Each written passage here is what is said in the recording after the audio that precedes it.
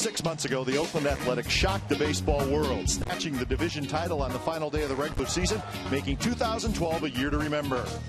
But that was then and this is now. 2013 is in the green and gold sights. Their improved lineup, versatility, strong rotation, and powerful bullpen make them a team to beat in the American League. Today, the A's return home for a final tune-up as they are hopeful to embark on yet another unforgettable season. It's the A's and the Giants next.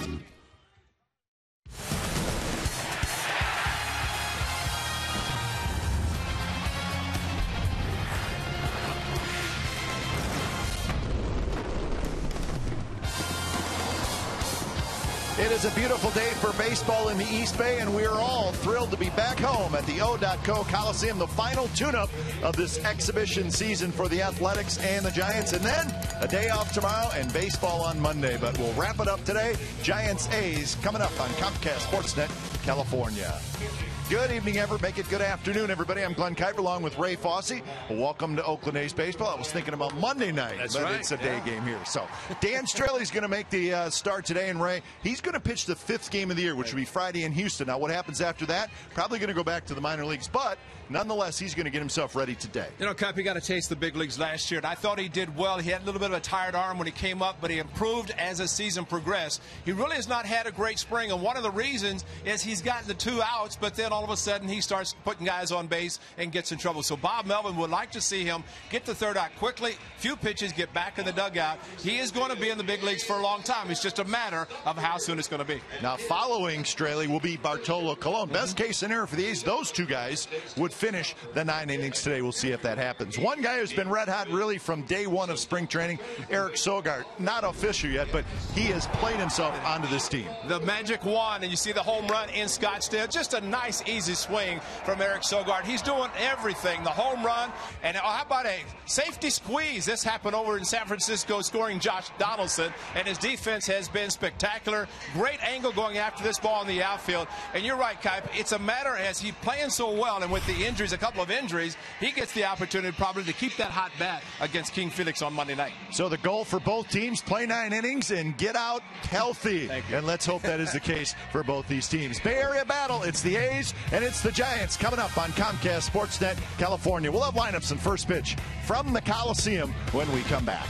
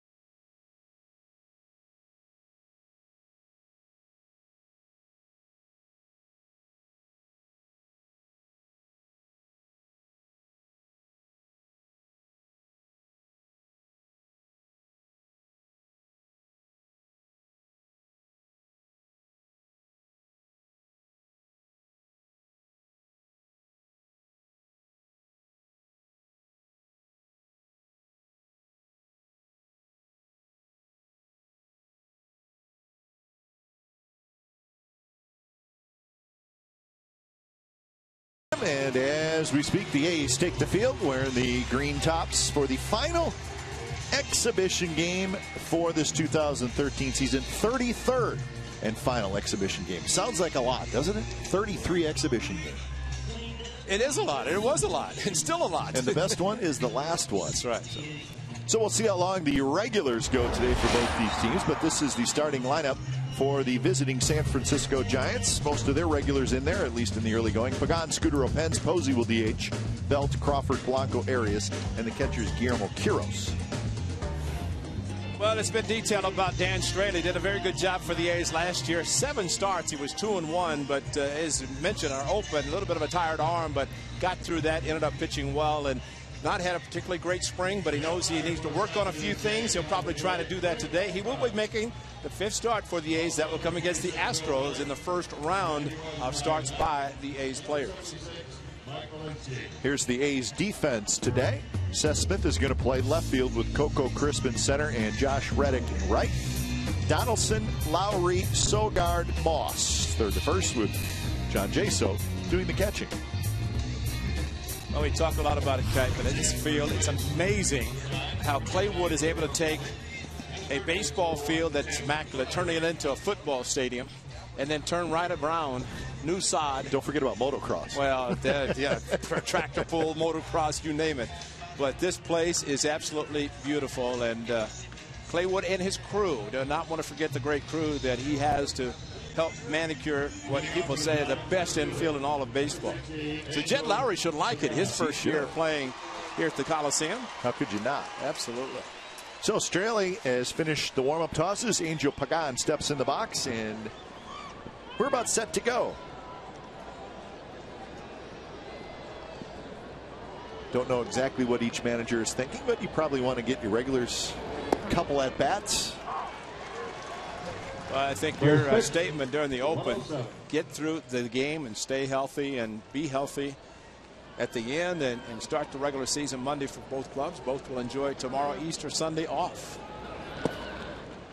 1-1 Angel Pagan with Scudero in the on-deck circle. Talked about that man, Eric Sogard, in our open. As hot as anybody in the Cactus League.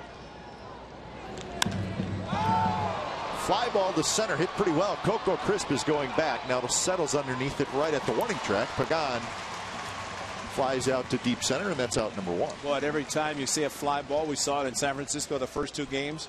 You think, well, in Arizona, it's a home run. Light air. We saw it last weekend, the game we televised in Phoenix, the way the ball was carrying, the wind blowing out. But much different here in the Bay Area. Cooler temperatures. The moisture keeps the ball from really traveling unless it go down the line or you crush it. 1 out for Marco Scudero. First pitch is down and in. Speaking of the weather, I checked it the last couple days. It is supposed to be decent weather Monday, Tuesday, Wednesday. Maybe some chance of some rain after that. With the A's, of course, home Monday, Tuesday, Wednesday with the day game on Thursday, and then they will leave for Houston after that game on Thursday. So a 4-game series to open it all up against the Seattle Mariners. Well, they talked about rain today, but it's supposed to be tonight, maybe tomorrow for Easter Sunday. So the Easter eggs on the Easter egg hunt might get a little wet, but hope not. You can do it's important. your great coloring job. It might get soaked. No, that's a fun time. Yeah, fun time for the Easter egg hunts. But you know, the new collective bargaining agreement, one of the stipulations is the day before the opener has to be off. It can't even work out. The Mariners can because their off day, I think, was on Friday. But the A's, since they're playing right through today, will have tomorrow off, and they will completely enjoy the day without coming to the yard. Well, it may not sound like a huge deal, and it is Easter, of course, but guys, you got to get settled in a little bit in your living quarters. Exactly. And that was the reason that it was put in place. That would hit up the middle softly. Sogard backhands. The throw to first is not quite in time. Sogard with the nice play, off balance throw, so he really could not get a lot on the throw, and Scudero just beat it. Well, remember, Jed Lowry, new to the club. Eric Sogard has been here, but you watch this play. Look how close Lowry is. How about a flip to Lowry? And you might see that with a couple of guys playing and familiar with the other guy. But Lowry got out of the way, Sogard off balance, and a ball that was in the dirt probably allowed Scutaro to beat it out. But you talk about injuries, that's how a player gets hurt. Yeah. Running and jumping to the bag as Scutaro did. A nice play by Sogard to almost get Marco Scutaro. So here's Hunter Pence. But, you know, you got to realize that, you know, the players, they don't live here in the offseason. Right. So during the season, you got to get a house, apartment, whatever, and you got to get things set up a little bit. Well, the great thing about the Bay Bridge series, at least both clubs come back to the Bay Area, and they have at least 3 days. And in the case of the Giants, they're probably leaving, what, tomorrow? Tomorrow afternoon, yeah, tomorrow for the opener against the Dodgers in L.A. The A's, of course, forget to stay here. Talking to A.J. Griffin, you know, getting his place, moving and coming back and forth because Steve Vucinich had the truck loaded with all equipment and personal items coming from Arizona, but players have to come and pick it up, move it into their place. So it is nice to get settled before the opener, and the 4 days in the Bay Area will allow them to do that.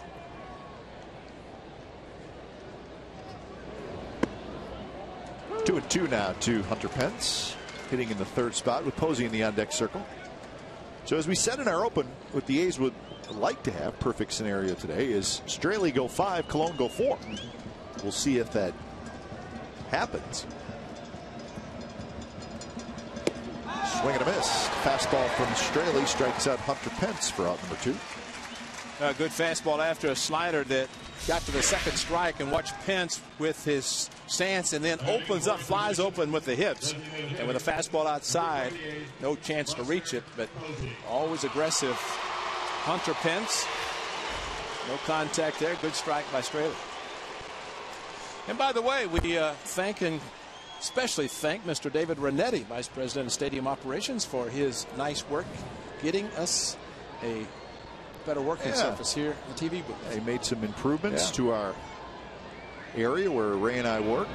Helped us out. We requested it, and when you asked Mr. Renetti to do something, he takes care of it. So in about a year, but that's all right, you know. I mean, David said it came to him, went around the circle, came right back to him, and he let us know during spring training he got it done. Now, we could explain what was done, and it wouldn't sound like a big deal to our viewers back home, but the little things have helped. There's Mike. He's showing it right now. Little more working space. See, just like that. That is a big deal to an announcer. Am I right? Right. Absolutely. And so they added it, and we could see the field. And we've moved actually closer to the field, if that makes any sense. And we used to, as we sat here, look out, we could see the home plate umpire, and that was about it. Yeah. And now we've moved closer to the edge, and now we can see the first row seats, which it's nice. It's helped us, so we appreciate that. It will help our backs also, that we don't have to keep leaning over. But it is it's a nice improvement. Yeah. It is our office, right? So we appreciate it. That's exactly right. Second home, just like the players, and for them to have an off day and not be able to come to the park, that's what they'll experience tomorrow. That one's skied. It'll be just below us. And you know, Steve Vucinich and Brian Davis and Ruben down in the clubhouse, they provide such great food. For a player not to be able to come to the park at all on a day, that hurts because the food is so great.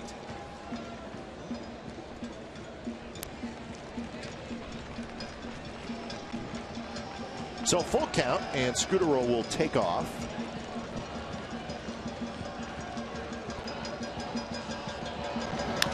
And that one's driven to right. Reddick goes back. He's going to have room.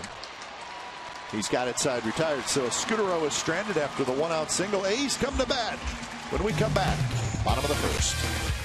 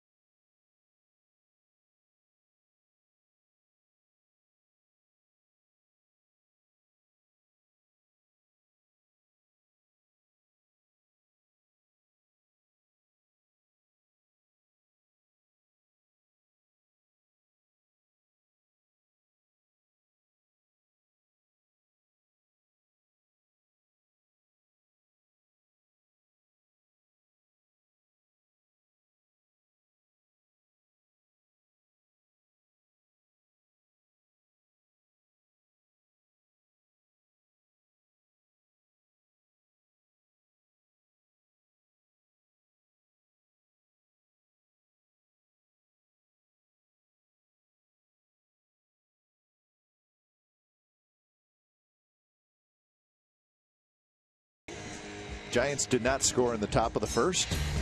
Coco Crisp will lead off for the Athletics, followed by Jaso, Reddick, Cespedes, Lowry, Moss, Donaldson, Smith, and Sogard.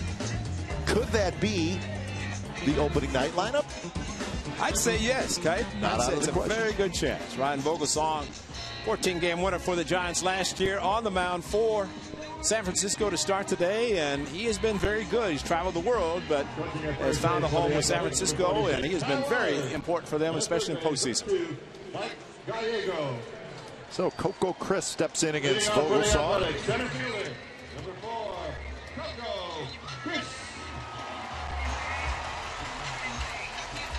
Coco last year 259, 25 doubles, 7 triples, 11 home runs. He stole 39 bases. Missed some time, played in 120 games. He was good when it counted. Absolutely. Down the stretch. First pitch fastball first time. And Coco on these exhibition games of the Bay Bridge Series, he has played. He played in the outfield in San Francisco. He's back again today. Cespedes is the DH. There's the third baseman Arias expecting a bunt. Outfield shifted slightly toward left center field. But if you're a regular and you don't play today, so no game, you don't play Saturday, then you don't play Sunday, and then play Monday night. Doesn't sound like a long time, but it can be.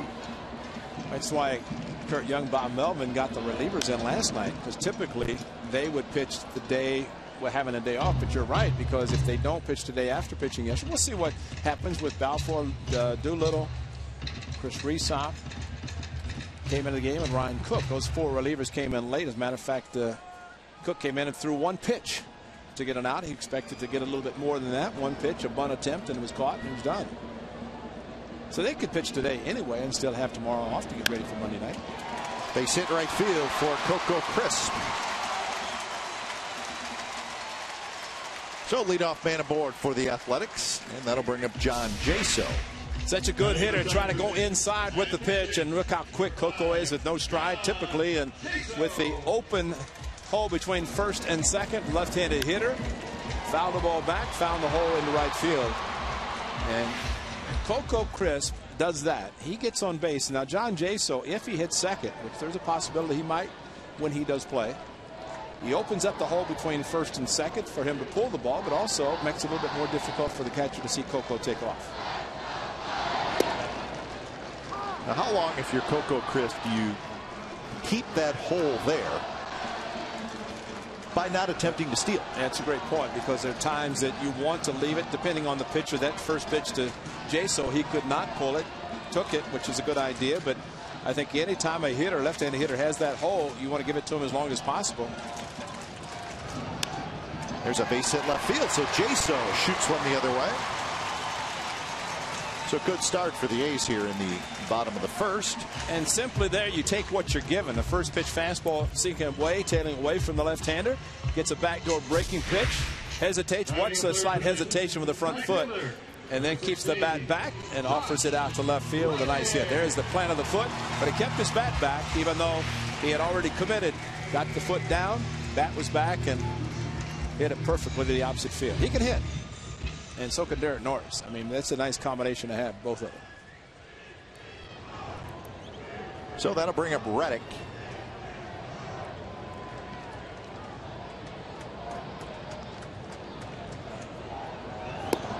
Reddick ready to go. Hit a home run off a left-hander on Thursday in San Francisco. A good left-hander, Jeremy Affeldt. So that was good to see. What's great about that game, he hit a couple of balls to the left side, staying back, and it's something he's been trying all spring, as we talked about last weekend. And then all of a sudden, there's the fastball that comes in inner half of the plate. And he has turned into a very smart hitter. Cespedes in the on-deck circle. Cespedes, the designated hitter today.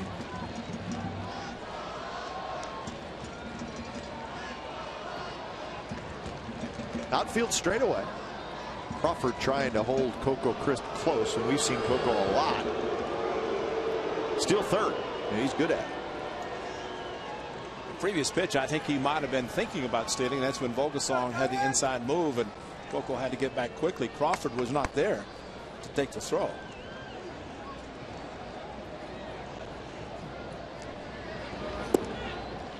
That one drops down and away. Here's the home run on Thursday night. A little fastball. Yep. In. Yeah, try to get inside, and he said, try to sneak it in there and I'll get you. Not quite in the water, but over the fence nonetheless, and a 3-run home run.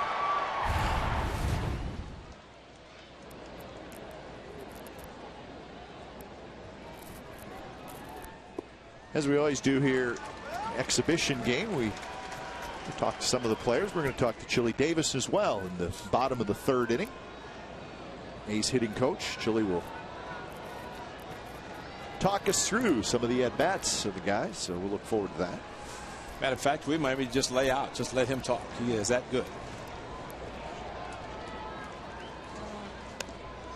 Big swing by Reddick on a changeup, and he cued it foul. So the count 2-2 with Crisp at second, Jaso at first. They have back-to-back singles to start the game, start the bottom of the first.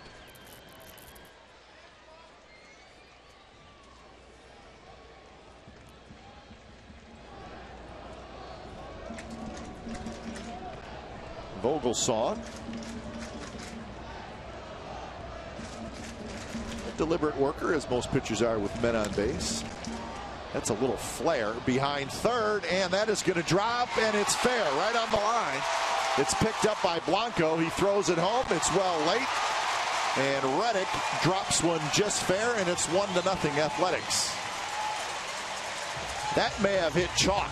It did. I think it did exactly, because it just was slicing and came straight down.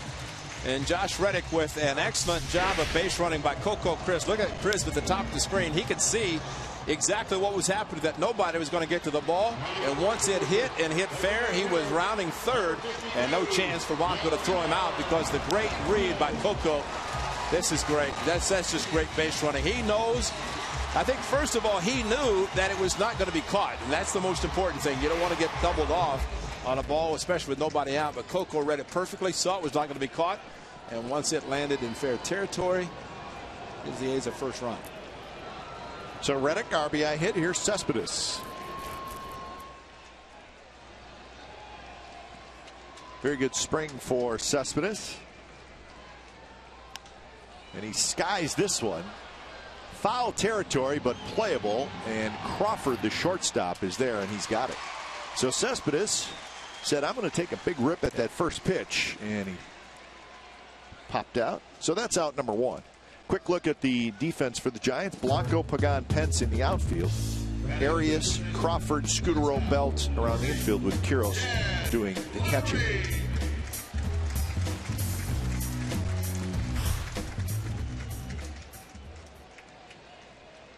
So here is Jed Lowry, switch hitting shortstop, hitting in the 5th spot. And Lowry will open the season as the everyday shortstop.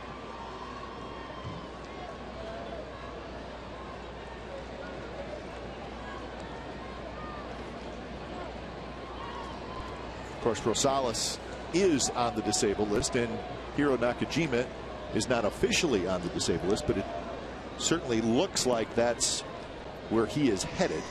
We'll have to wait and see. Well, the A's will have to get down to their 25-man roster following today's game, and if Nakajima can't play, and he hasn't played since he injured his hamstring earlier in the week, it's going to be difficult for him to be ready, and really enables him to take the time to get ready, if that is the case, to be able to get the hamstring injury healed, which is not that easy in itself. Tough part of the body to try to get well. That's right. Yours still isn't healed, is it? No, it's been a long time too, as a matter of fact. Here is the this was the X-ray. You see him come up a little bit short there, and that was the hamstring injury called time, and going to be brought off the field, taken off the field, and it's been nursing it since. 1-1 pitch is fouled back. It's amazing how a bad hamstring will affect the knee. That's what mine has done. It's not like you heard it last year. No, as a matter of fact, Give us a year on that hamstring injury. How long has it been? How about 1974? There you go. So a little bit of a slow healer. Yeah, right. Putting all the pressure on Dr. Workman, trying to figure it out how to make it better. He's team orthopedist. 1-2 to Lowry. Moss in the on-deck circle.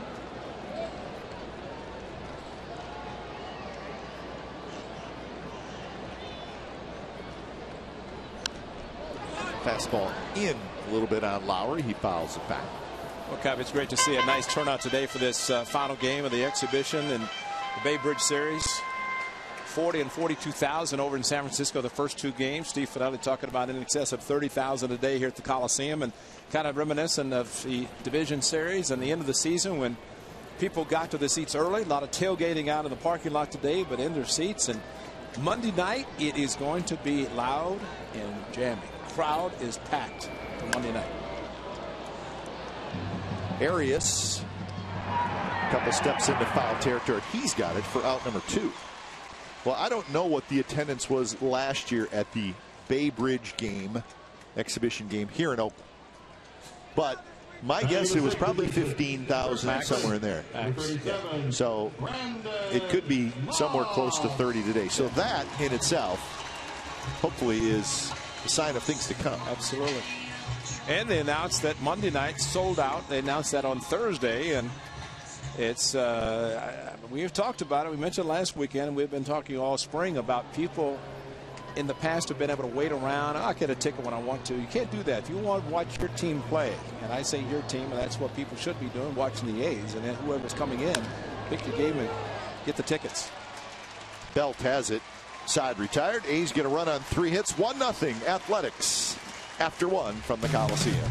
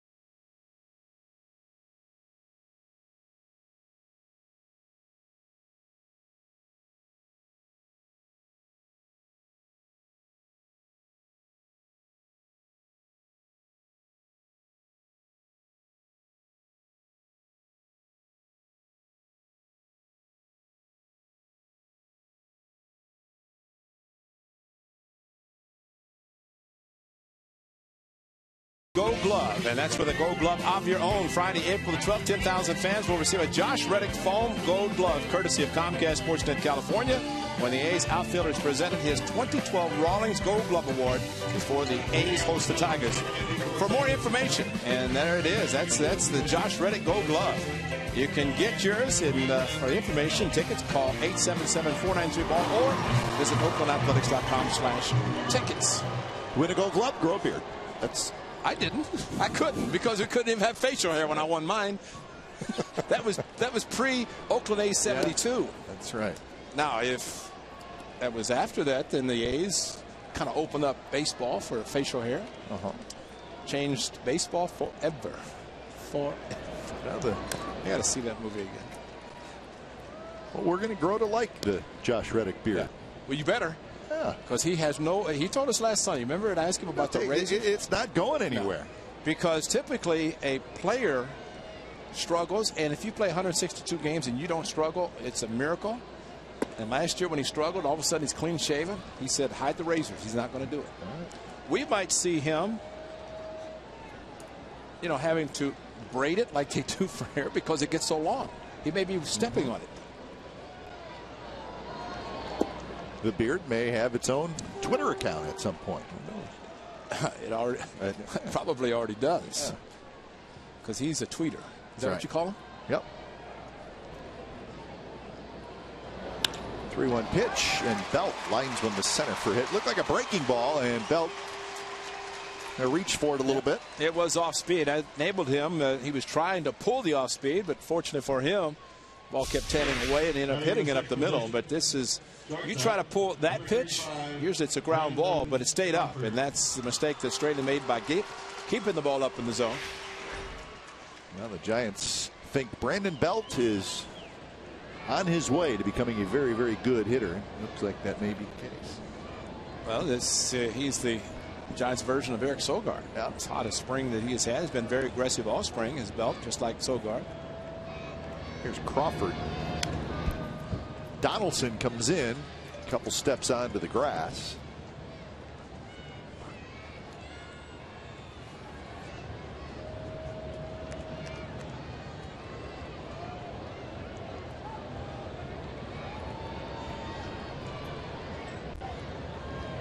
See the pitch count up on the scoreboard, and that's new this year, which the pitch count has become such a big thing in around baseball. Whether you like it or not, it is kind of part of the numbers process now when it comes to baseball. So you see on our screen, we'll give you the miles per hour and then the pitch total. It's amazing. And a pitching coach, every pitching coach has a counter, a clicker, which counts, has it in his hand. Kurt Young has it. As soon as a pitch is made, click, click, click. I mean, he doesn't trust the scoreboard, doesn't trust anything, doesn't have the ability to see the TV. They said not supposed to be in the dugouts, but you can watch the scoreboard as well. But they want to keep it for their own record. Runner goes, and that ball's lined to left field. Smith's going back a couple steps. He's got it. So that's out number one, with Belt returning to first. One of the problems the pitcher can have, he concentrates so much on throwing strikes that at times they forget about a base runner. And that's why a lot of the throw overs and pitch outs come from the bench. But you still, as a pitcher, have to give your good look, good move, and not just assume that if you're not given the sign to throw over, you cannot assume he's not going to be running. Belt, not your prototypical base stealer, but he probably saw something, gave him a chance to run. Now here's Blanco playing left field. Breaking ball in for a strike. So we talked about Straley starting to be the 5th game of the season, which will be Friday in Houston. And that brings up Bartolo Colon, Ray, where Bartolo has to finish the suspension, which has 5 games left. So after that game on Friday that Straley will pitch, Colon will be eligible to come off. And it is possible that, well, Colon will then go into rotation, but it is possible that Colon may pitch on Saturday, the 6th game of the year. So instead of waiting a turn through the rotation again, just put him in there, give everybody an extra day's rest. Well, you want to keep him. It's a possibility. Exactly. And you want to keep him sharp if that's the case, because remember, there's an off day Monday. Exactly. Otherwise, so Colon doesn't pitch for quite a while. Longer and longer. So it does allow him, by pitching today, and if it is next Saturday, it's possible. It's right on schedule. So that's something those two guys will be making determination. Kurt Young, the pitching coach, skipper Bob Melvin, and figure out how they're going to do it. But Dan Straley is pretty much known that he's the odd man out to start the season. But he also knows that it's unlikely that a full season will take place without a starter or somebody getting injured. You'd hope it doesn't happen. But it's rare for 5 starters to pitch an entire season without having to bring somebody up.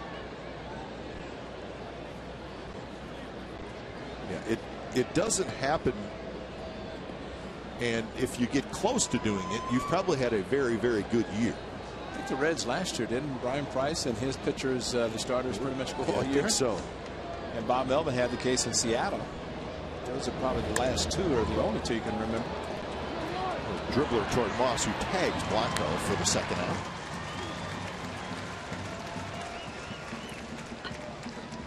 I think the Giants won it all last year, and I think their starters started 160 of the 162, which is about as good as you're going to get. It also means you got 5 good starters, and the A's certainly have that.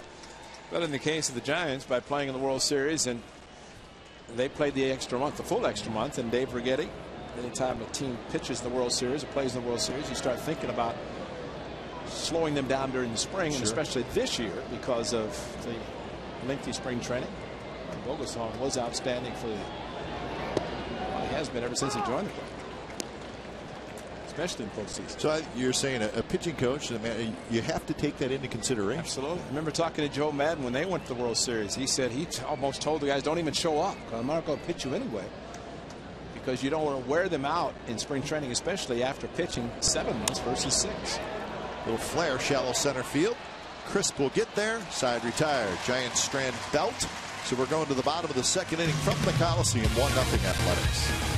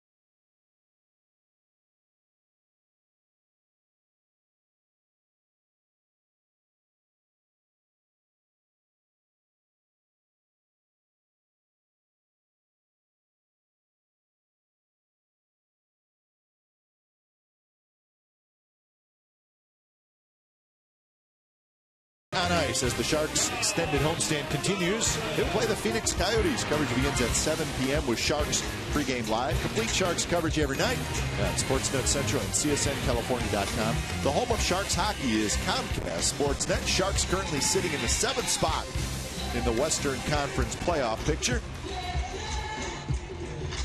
They've been sliding in and out of that final spot, or the final 2 spots, for a while now, so they're trying to hold on and get into the postseason in the NHL. Busy time in the Bay Area, all sports. Starting last fall. If you are a sports fan and you live in the Bay Area, you really have nothing to complain about. Except maybe the Raiders, unfortunately. The Raiders are really scuffling, but just work your way around the other sports. You know what you can complain about, Kite? Maybe with all those sports, if you're a great sports fan, fanatic, you may complain that you don't make enough money to attend all the events you want to attend. Think about it. Yeah. I mean, it's a nonstop sporting event, but the great thing, and we talked about it before, if you can't attend, you can see it right here. Comcast Sportsnet in California, Comcast Sportsnet in Bay Area. I mean, they cover them all. I mean, you know the baseball story. Both teams very good. Yep. 49ers go to the Super Bowl. Warriors are going to make the postseason. They have a nice team. Stanford went to the Rose Bowl and won the Rose Bowl. I mean, you have so much So many good sports things going on. It's a good time. Giants will try to turn 2 out at second. Crawford totally turns it and dug out by Belt. Not an easy turn by the shortstop Crawford, but he was able to do it with a little help from his first baseman. Well, Josh Donaldson got down very quickly as the ball was hit slowly off the bat of Seth Smith, and watch how quickly Scutaro turns and gives a quick throw. But Josh Donaldson got down very quickly. He's going to get some high fives because he almost enabled Seth Smith to beat it out and maybe even throw the ball in the dugout to get an extra base. But it is an exhibition game, and it's hard to play the game, not play the game the right way, because you just can't flip the switch. So what Donaldson did there is something you expect during the season, and he's starting it in the final exhibition game of this 2013. First pitch to Sogard is inside. Sogard done a nice job in the first 2 games of this series. 471 overall.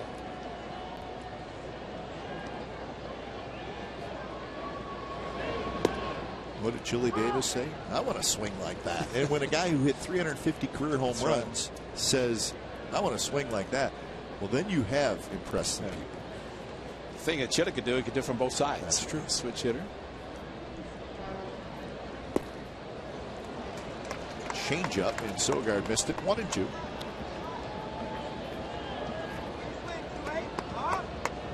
Sogard has 18 hits in his last 33 at bats. So he started out well and then got really hot.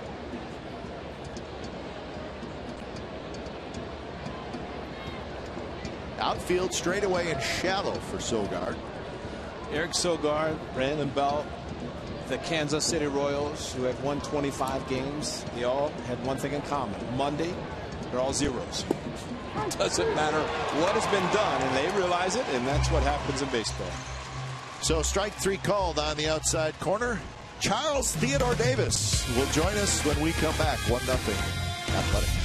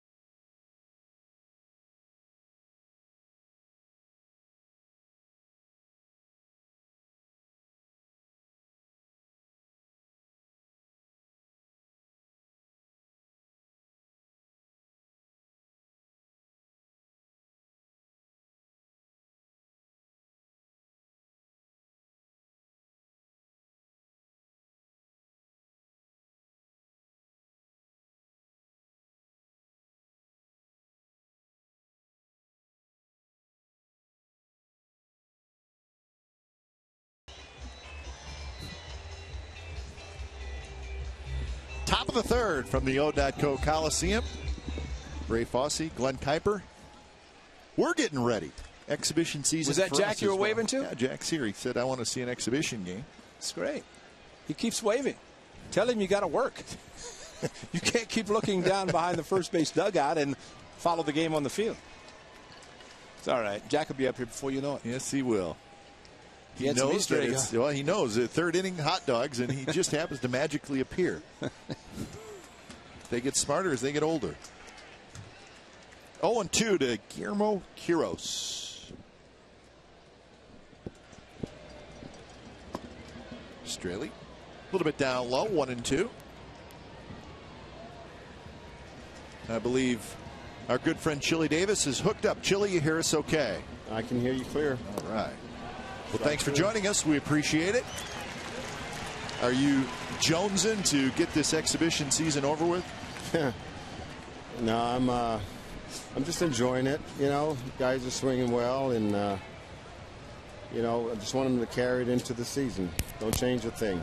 Chili, how important has been playing in San Francisco 2 games under the lights, the big stadium, and then coming back a day game here, big crowd on hand, just to get your players acclimated to Major League Baseball at this level, getting a chance to play here?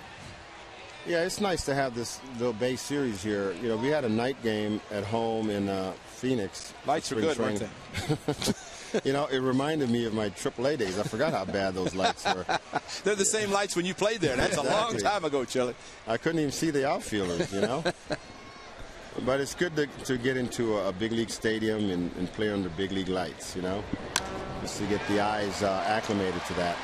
Coco on the move near the wall, and he can't get it up against the wall. And Pagan is going to try for third, and the relay will not be made. And Angel Pagan has a triple.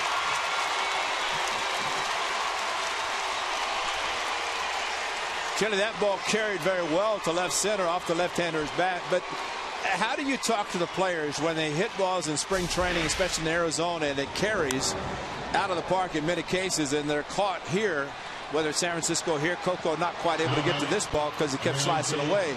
But the difference in the elements, I mean, you experienced that in your spring training days as in regular season. How do you talk to players that they realize that maybe some of the balls that are hit in Arizona are not going to do the same here? Yeah, you know, these guys, we played here last year, so they know this ballpark. I think most of them work off feel anyway. You know, we're not very result-oriented. You know, we're just trying to stay in the now and get a pitch we can hit and just barrel it up. And, you know, whatever happens after that happens. I mean, you know, guys with power, they've got enough power to hit the ball out of this ballpark anywhere. Yeah. You know, I tell you what, you know, going to the San Francisco Stadium, beautiful ballpark, but to my eye as a hitter, you know, I look in the right center, and that's one area I'm staying away from as a hitter. And I don't necessarily like to go to ballparks where you got to say, okay, I'm going to stay away from this area. You know, I like to be able to hit the ball anywhere and know that I've got a chance to do some damage with it. This ballpark, on the other hand, is more symmetrical.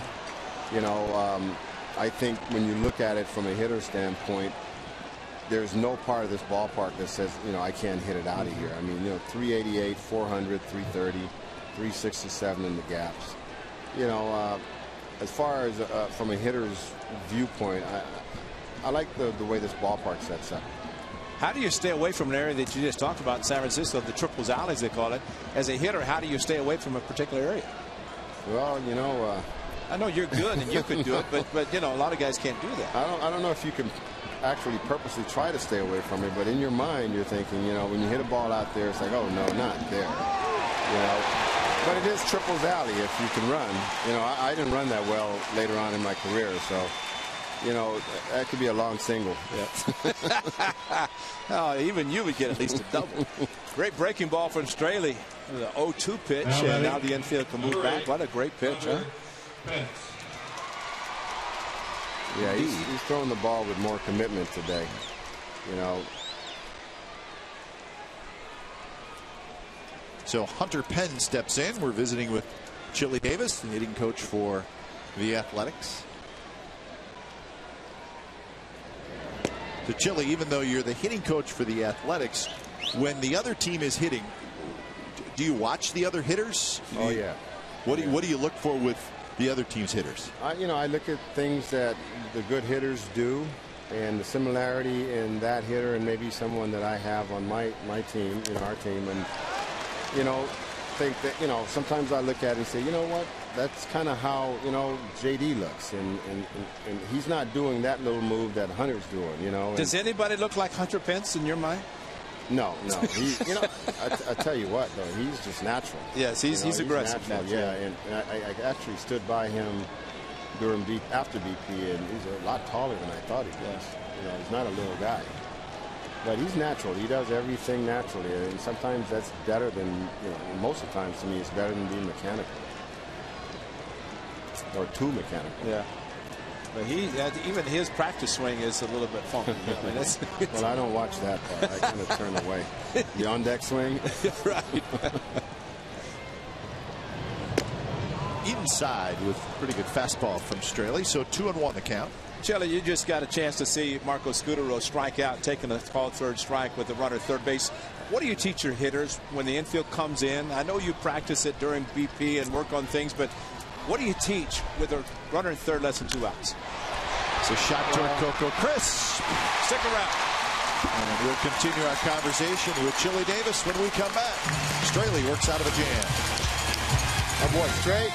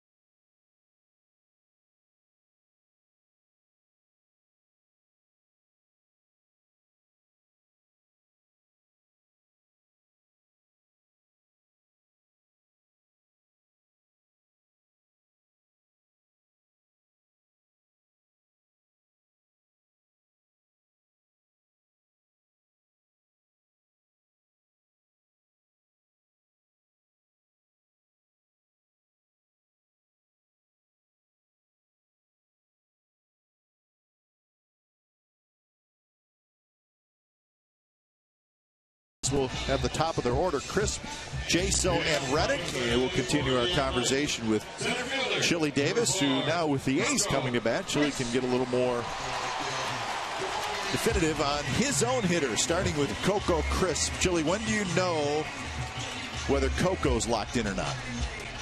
Well, you know, Coco is a field hitter, and I don't really bother Coco much. He knows what he's doing up there. He's a veteran. You know, he knows what his swing should feel like. He knows when he's trying to do too much and when he's, you know, getting outside of being Coco. You know, but he works on his swing. He takes BP very seriously. He takes the whole game seriously. And, you know, for him, if he stays within himself, which is a cliche, but I don't like to use him, but if he stays Coco, you know, he's going to spray the ball around. His power is going to show up, and he's going to, you know, he's not a chaser. You know, he gets pitches to hit, and he's going to barrel them up. And just try to keep it as simple as possible. That's what he does. How about the fact that he barely, if ever, strides? Does that allow him? I mean, he's got amazing power when he doesn't stride and uses the whole field as he did in the first at bat, pulling a pitch inside. But what do you see in basically a no stride, yet he is able to generate the power that he does? Well, you know, he's got a very small load. But the beauty about that is that he lets the ball travel. He gives himself enough time to recognize pitches. He trusts his hands. He knows his hands are quick enough to catch up to fastballs, and he has no reason to cheat. So he's loaded right now. Nice little soft stride, boom. You know, that's a boom, all right. And you know, throwing him off speed up and in the zone is stupid. Yeah. But you know, to get back to your question about the runner at third situation, because that's a good question. You know, it's a situation that if you make an out, you want to make a productive out. Yeah.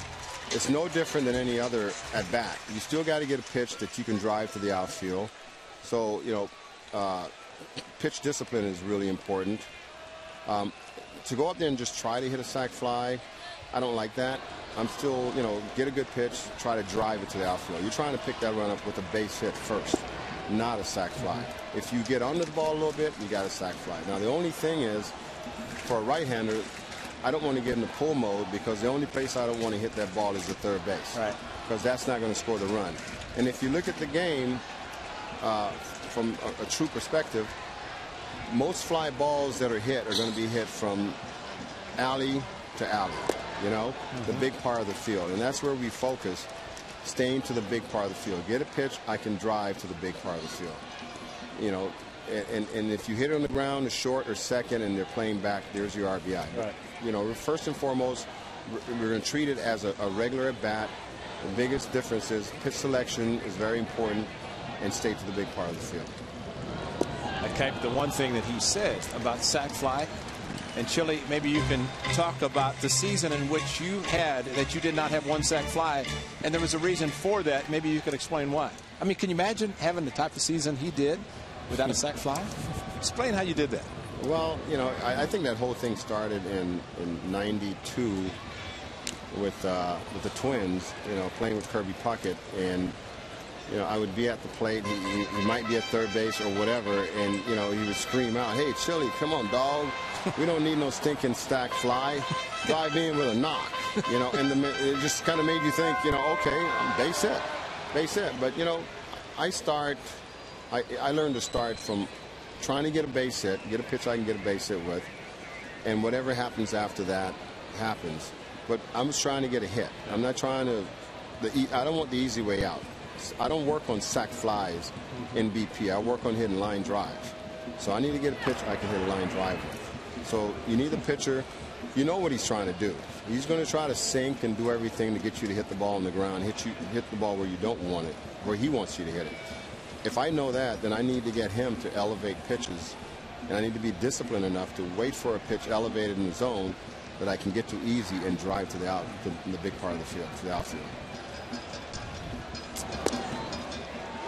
3-2 now to John Jaso. Chili, what do you like about John Jaso, especially hitting in the 2-hole? I was thinking about that today. Catcher hitting in 2-hole. You know. You were a catcher. You ever do that? No, not as a catcher. I led off as an outfielder, but you know, JJ is a good hitter. You know, he's got a good eye at the plate. You know, he's not a guy that chases a lot. You know, he's going to make you throw pitches to him, and he handles the bat very well. So that's probably why Bo Mellis stick him in the 2-hole, because you know, he's a pretty good 2-hole hitter. You know, Chili, we were talking earlier before you maybe talk about Josh Reddick. Talk about Jaso hitting second with Coco getting on as he did in the first inning. That hole that's created between first and second, how much does a pitcher try to keep away from a pitch where a left-hander can pull it, but how important is it for a left-hander to maybe say, okay, here's a huge hole. If I get a base hit, I can get first and third. What does a hitter try to do in those situations? Well, as a left-hander, if you're trying to hit that hole, once again, it starts with the pitch. You got to get a pitch you can hit that hole with. What I like about that mindset is that it makes you aggressive to the ball. And a lot of times, if you have power and you get the pitch, you're going to drive that ball. You know what the guy out there is trying to do. You know, runner at first, you know, double play situation. You know, he's basically going to try to stay down and away from you, try to get you to beat that ball in the ground and produce a double play. You know, like I said before, if I know what he's trying to do to me, then what I need to do is to get him to elevate that pitch, get it closer to me, something I can pull, and be aggressive to it, you know. So Coco, good base running, gets back, tags up, and goes to third on the long fly ball by Reddick. Well, that is two great jobs by Coco Crisp, reading the base hit by Reddick in the first inning, and then this time he went halfway, realized he was going to be caught by Blanco, went back and tagged, and now first and third, and pretty much know the ball is not going to be thrown to third to allow the runner from first to go to second. So Coco alertly gets over to third base, where a knock instead of a sac fly can get him in. Or a pass ball. Yes, well, you know, this situation eliminates a lot of pitches with pitchers now. They don't want to bounce it. That's a good point. You know, so when you get runners at third, I mean, now, you know, hey, I don't want to give them a run, so I need to be up and over the zone a little more, you know. So here's a situation where Seth needs to get a pitch up and out over the plate and work from Xfinity to Stanley. Xfinity by State Farm. Right. First pitch is inside. Trying to tie him up. What's the biggest difference from Cespedes, Chile, right now to where he was last year when you had him? I think just having that year under his belt, you know, he's more confident. I think last year, earlier in the season, he probably came out and was trying to do a little too much. He calmed down and became just a very good hitter throughout the rest of the year. Now, you know, he knows he's a big leaguer. You know what I mean? And boom. There's a shot. Blanco back at the wall. That baby is gone. Cespedes homers again. A 3-run shot.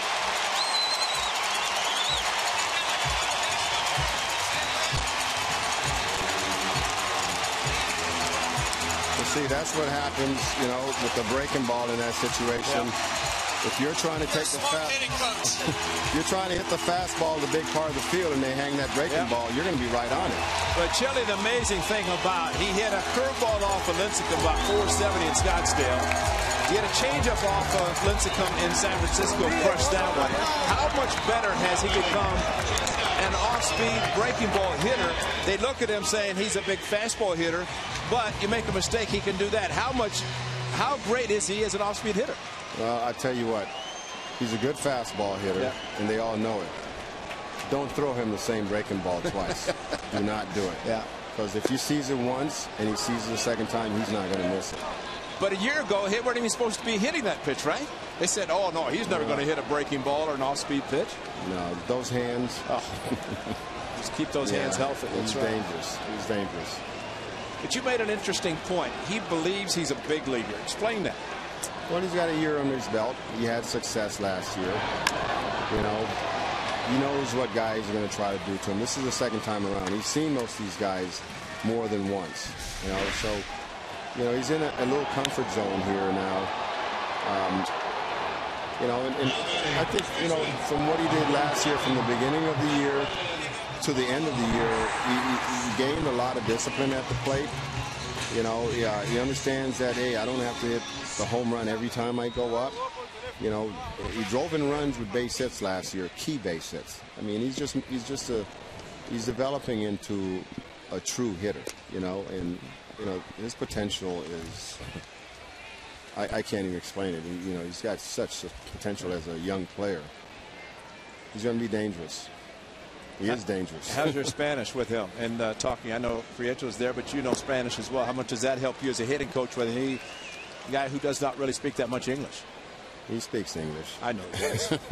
No, but he understands it. Between him and Ariel, you know, they're helping me with my Spanish, and it does help a lot. It does help a lot to be able to communicate with him in a lot of ways, even joking around, you know, to understand, you know, when he's in his moods and, you know, what's on his mind and what he's thinking. You know, the off season hurt my Spanish, my ability to speak Spanish, because I'm not speaking to, you know, Spanish speaking people a lot. So I've got to catch up again this year. I think his bat will catch up with a lot of it. Well, you know, it's amazing. You were talking about get a knock with a runner at third and less than 2 outs. Well, that was first and third, runner at third. And you just said that. I mean, it couldn't have been more perfect, especially for a power hitter, somebody that, as you said, you just want to see him make contact, and he did more than that. Just barrel it up. You know, this all starts with the pitch you swing at. You know, you got to get him to make a mistake and elevate, because he's not trying to elevate. He's trying to get ground balls there. In that situation especially, right. He made a mistake and he paid for it. Bit outside to Brandon Moss.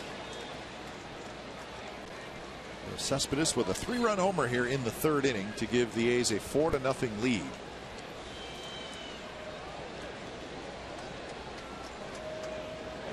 That one ripped down the right field line, and it's just foul. But Chile, we must commend you for your work with Brandon Moss, and I know you'd like to defer to what the player's done, but I'd still say what you did to him by saying be yourself. And when you saw that pitch, you knew that's what was going to happen, right? Yeah, you know, the weird thing today, he was telling me in BP that he felt a little two-piece, a little disconnected. And just watching him in BP, you know, when you talk about two-piece swing, you feel like he's tried, land, and then swing. He wasn't necessarily doing that. His hands were getting away from his body. wasn't staying connected with his hands. And I said, after BP, we'll go in the cage and do some work. Well, I walked in the cage, and he was in there, and the drill that I wanted him to do, he was already doing it, which was great. And he has his own drills, and it was nice to know that he went to that drill, because that's the perfect drill to get him back to the field he wanted to. So I'm just watching to see if his body language will tell you how he feels up there. Looks pretty confident right now. Exactly. 3-2 pitch, skied towards center, hit pretty well. Pagan going back, still going back. Now he's under, makes the catch, side retired. Chili, thanks for joining us. Enjoy Easter, and we'll see you on Monday night, all right? Thank you. Same to you guys. All right. So Cespedes with a 3-run homer. He has hurt the Giants in the exhibition season. A's lead 4-0.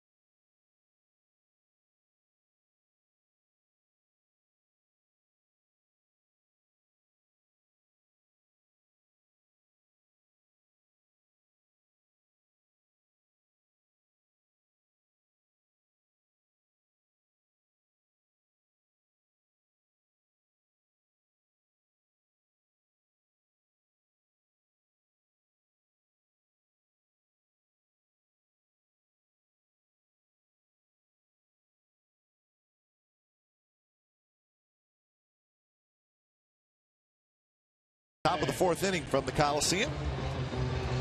Wrapping up this exhibition season on a beautiful day. Sun has been intermediate, but it's a nice day. Pinch hitter for the Giants, Chad Godin. Chad Godin will be telling his grandkids, one day I was playing for the Giants and I pinched hit for Buster Posey after he just signed this monster contract. He took one AB and got to pinch hit for him. They said, no, that's it. One AB and that's enough. So I think Bruce Bochy's kind of showing what's going to happen today with his starters. Yeah. And Chad Godin has made the Giants roster. So we know Chad from his time with the Athletics did a good job with the A's. So congratulations to Chad Godin. He'll be the long man in the Giants bullpen. Well, and maybe he's pinch hitting because maybe Bruce Bochy thinks that as a long man he might go to the lineup at least one time. He'll get to swing the bat. Maybe he wants to see if he can hit. And he probably saw the 1 for 40 and realizes he can't. He wanted to see it for himself. 1-2. Not a bad swing there by Chad Godin. Well, typically relievers do not get a chance to swing the bat, even in the National League, where they do not avoid the designated hitter. I think Bruce Bochy would like to have Buster Posey healthy. He had a DH today for probably a reason. Saturday, April the 27th, the A's will celebrate the 40th anniversary of their 1973 World Series championship. 10,000 fans will receive that man right there, Reggie Jackson's bobblehead, presented by Pepsi. Reggie Jackson, Raleigh Finger, Sal Bando, Joe Rudy.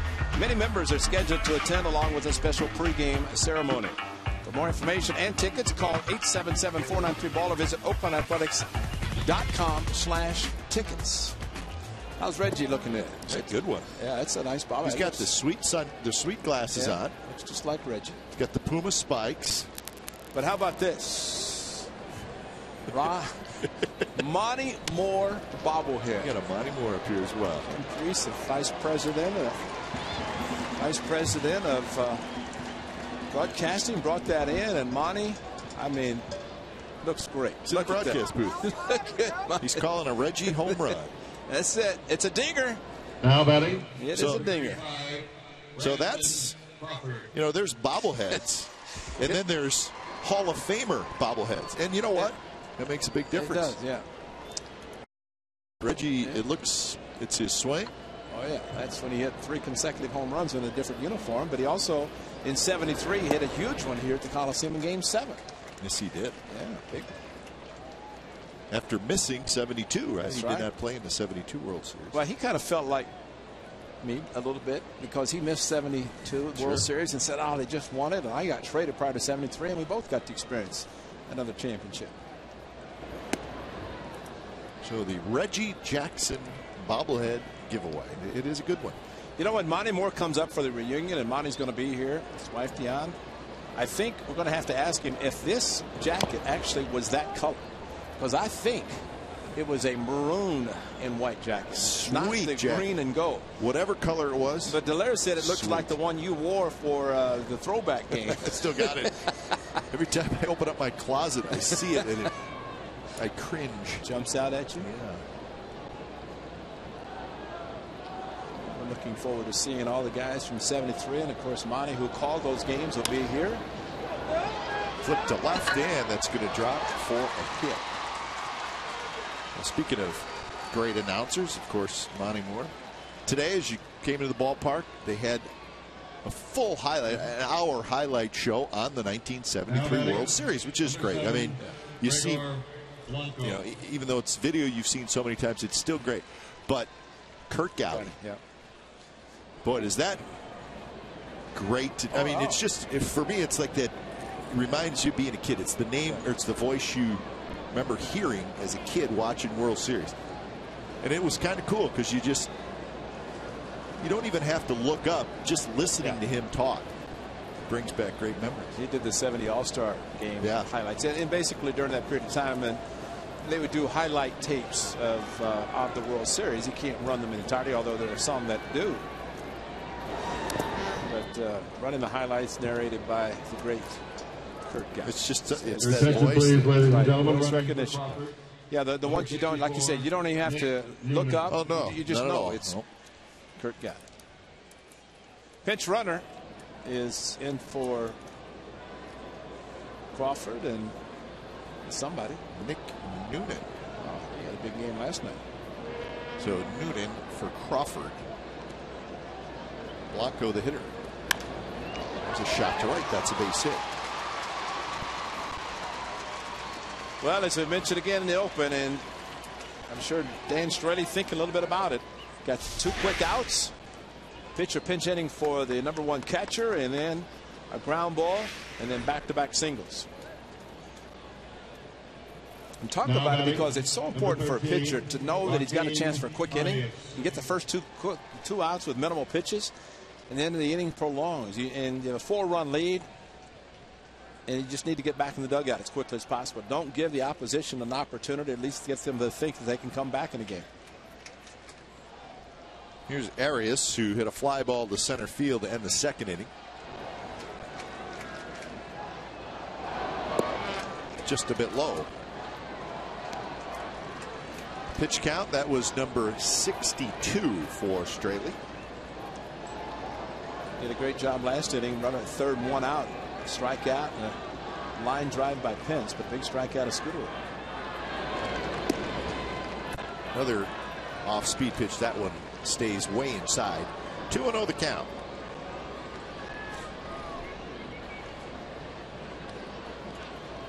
So interesting to hear from Chili Davis. Did a great job with the club.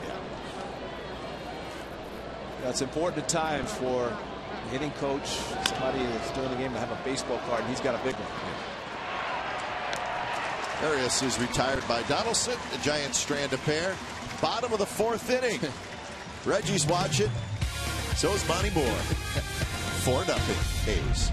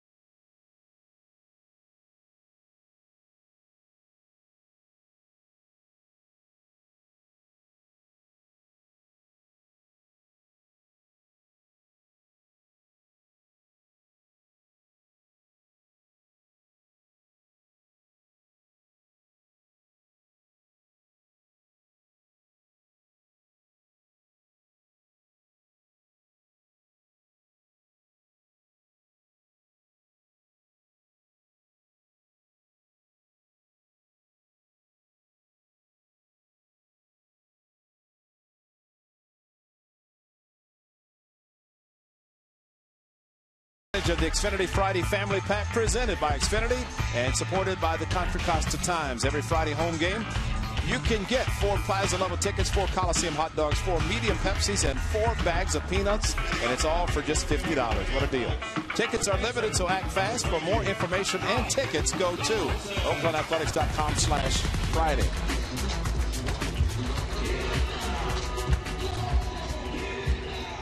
Donaldson to lead it off. The A's with a 4-0 lead. 3 of those coming on the Cespedes 3-run homer. Vogelsong still out there for the Giants as he's closing in on 50 pitches. Donaldson, Smith, and Sogard, bottom 3 for the Athletics.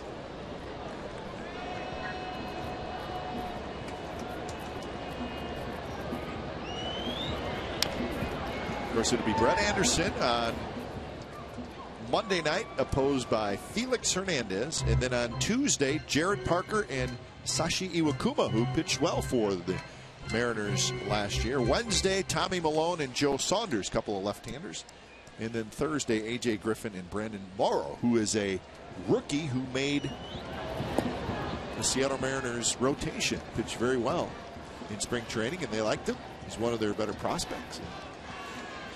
You know, you mentioned that, and you look around baseball as teams are getting down to the 25-man roster to start the regular season. And the unfortunate loss for the A's, Travis Black, who's very versatile, can do so many things. And you'd have to think that with the way he pitched last season as a starter and as a reliever, that he would hook on with somebody. The A's, of course, hopeful that in a sense he doesn't, because he might be back to AAA where he would be available. Something should happen to one of the starters or relievers. Donaldson pops out to Belt. So Blackley designated for assignment. Derek Barton designated for assignment. So it looks like the, for lack of a better phrase, the Derek Barton era. He's been here for a long time, up and down, but looks like that has probably come to an end. 10 days the club has to do something, trade, whatever. But I guess you get to the point that you clear waivers, then you can't accept AAA. You start looking at your best venue where it's going to happen. So 1 Aussie. We're down to 1. Down to 1. Had 3 last year at one time. Short amount of time. Jordan Alberto was optioned to AAA, so he will start the season there.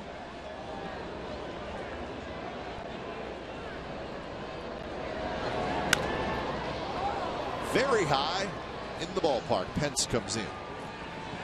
There were more players on the plane from Phoenix on Wednesday because they wanted to have these 3 exhibition games against the Giants at Bay Bridge Series to finally determine the roster and give everybody a chance to play. And some of the moves had been made prior to today, but by the end of the day, sure, the players, and I tell you, the Sacramento River Cats, I think they open next Thursday at home. They're going to have a great club because the players who don't make this team will be going to Sacramento pretty much, and that's going to create another successful season for the River Cats just up the freeway on 80. There's one bullpen spot open, and it's between Figueroa, Okajima, a couple of lefties, Scribner, Mike Ekstrom, a couple of righties. And again, A's have announced that about 30 minutes after the conclusion of today's game, they will make the final decisions and announce the 25-man roster. So we will not know that during the time we're on the air, but that is basically what it comes down to as far as the pitching staff goes. Good inning for Vogelsong. We're on to the 5th. 4-0 Athletics.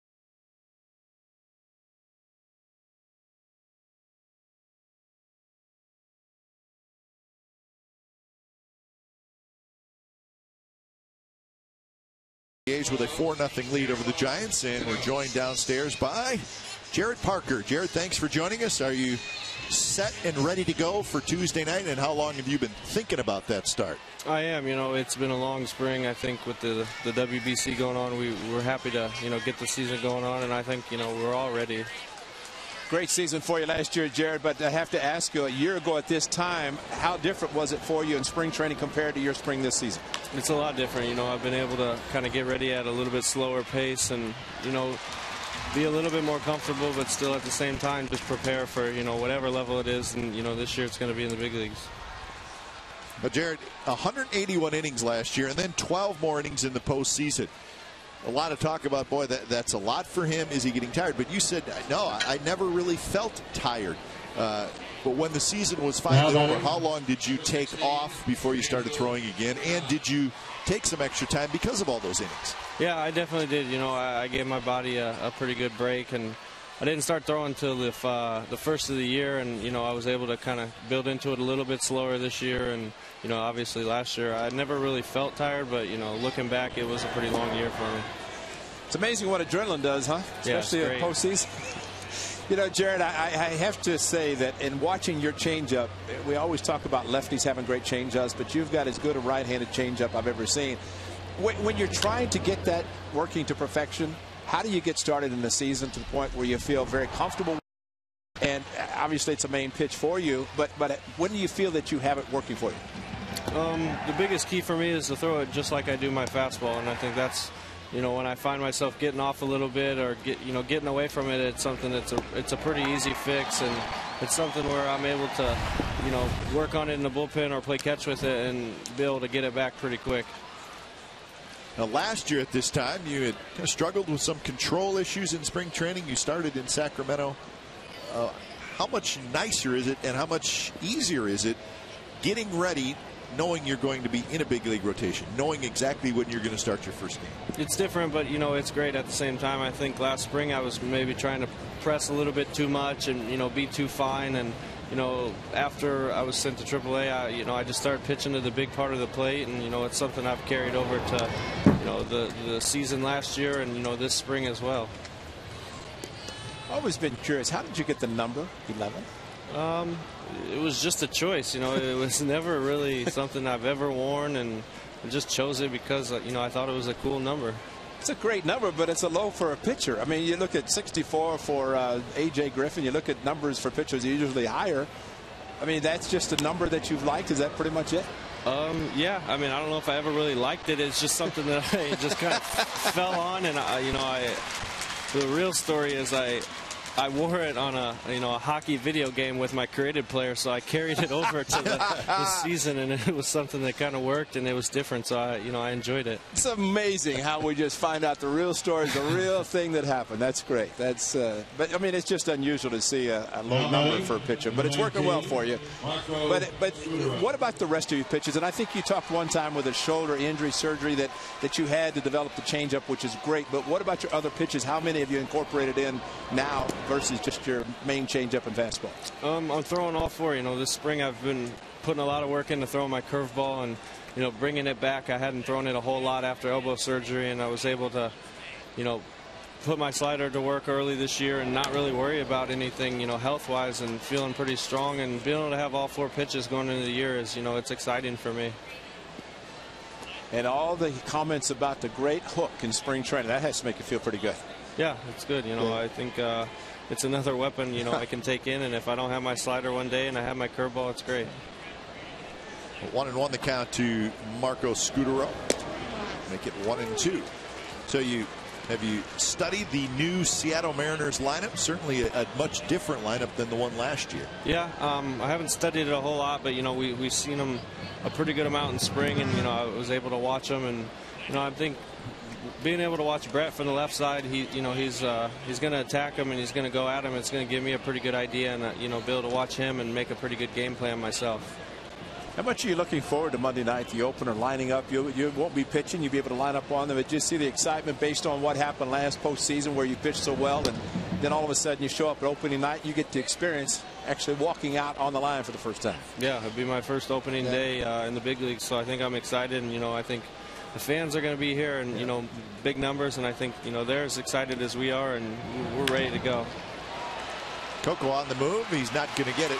Drops into right center field. 2-out hit for Scooter. Well, Jarrett, thanks for joining us, and we certainly wish you all the luck in the world, not only Tuesday night, but the entire season. We're looking for big things. Thank you, guys. All right, so Jarrett Parker. About 35 starts. That'd be great, wouldn't it? Let's see, 35 times 5. It's more than 162, I think. Are you including the postseason? Oh yeah. Attention, please, ladies and gentlemen, number 66. So Straley had 76 pitches. Well, the guy, Cologne starts to get loose. Yeah, and Bartolo getting red. The guy standing behind him, Darren Bush. He is the new bullpen coach for the Athletics, and a big credit to Darren Bush, Sacramento River Cats last season. We mentioned him briefly last weekend in Arizona in our telecast, but he has helped these catchers unbelievably. And watching Derek Norris throw last night, threw out a base runner, almost threw out another one, and Darren Bush, a former catcher, now the bullpen coach, working with the catchers, but also getting the relievers ready to come in the game. So welcome Darren Bush in the green and gold. His opening night coming up on Monday as well, just like Jarrett Parker.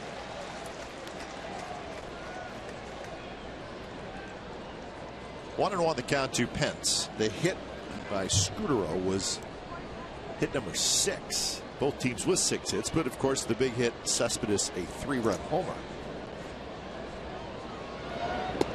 Good breaking ball. Pence legs buckled just a little bit.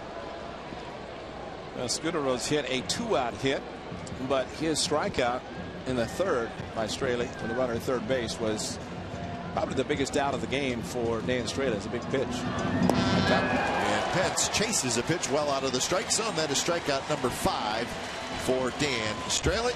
A hit, a runner left. Bottom of the 5th coming up. A's with a 4-0 lead.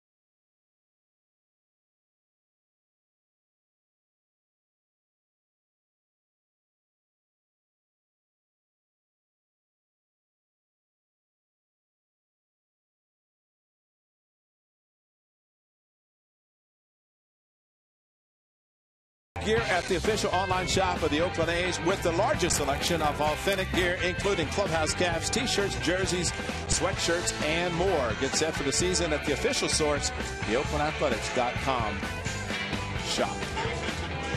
That's a good one. A lot of A's merchandise around, and there's the A's fans wearing the jersey, the alternate gold jersey, the t-shirt, and they're watching their Oakland A's leading 4-0 over the Giants, trying to win the Bay Bridge Trophy today, taking 2 of 3 from the Giants. Beautiful trophy. Yeah, it's like those spring training cigar band rings for winning spring training world championships, huh? Chris Young pinch hitting for Coco Crisp. Chris Young will get a couple of at-bats. J-So in the on-deck circle, and then Reddick. So top of the order, bottom of the 5th, 4-0 A's. Pitch number 60 from Vogelsong as he has his final start, and he comes up and in, and it hits Young. So Young aboard. He seems to be okay, and that's good news. Well, everybody knows that young lady, Susan Slusher, who is the first woman president of the Baseball Writers Association of America, and her mother, Joyce, is a huge fan, of Oakland A's baseball, and Joyce is down in the Monterey Peninsula, and would like to send along best wishes to her, and she gets to see her daughter, Susan Slusher, who is the president of the Baseball Writers Association. So, Joyce, hope you're doing well, and we appreciate you being an Oakland A's fan for a long time, and continue to be that, because it's Oakland A's baseball, and she had enjoyed last season as much as we did. If you're a big fan, so hopefully we can make her feel a little bit better. Absolutely. Well, she listens and she watches, yes, so she pays attention to everything we say. So we have to. And Susan's going to write it, so we better be careful. I was going to say, does she read the newspaper? Well, you know that. You know. 0-1 to Jesu, who has singled, walked, and scored a run. You know, Cap, I'm glad we do what we do. The writers today, what they have to do with the blogs, the tweets, the writing the stories, and it's amazing how much they have to do. Yeah, you're writing your story as the game goes on. That's what Susan was doing. You have to tweet when something happens, and if you don't, the guy next to you has already done it. Yeah. Got all those. Keep a blog. Got all the followers of the tweets, so you got to keep the followers up to date. Yeah, it's a much different dynamic than it was 15, 20 years ago.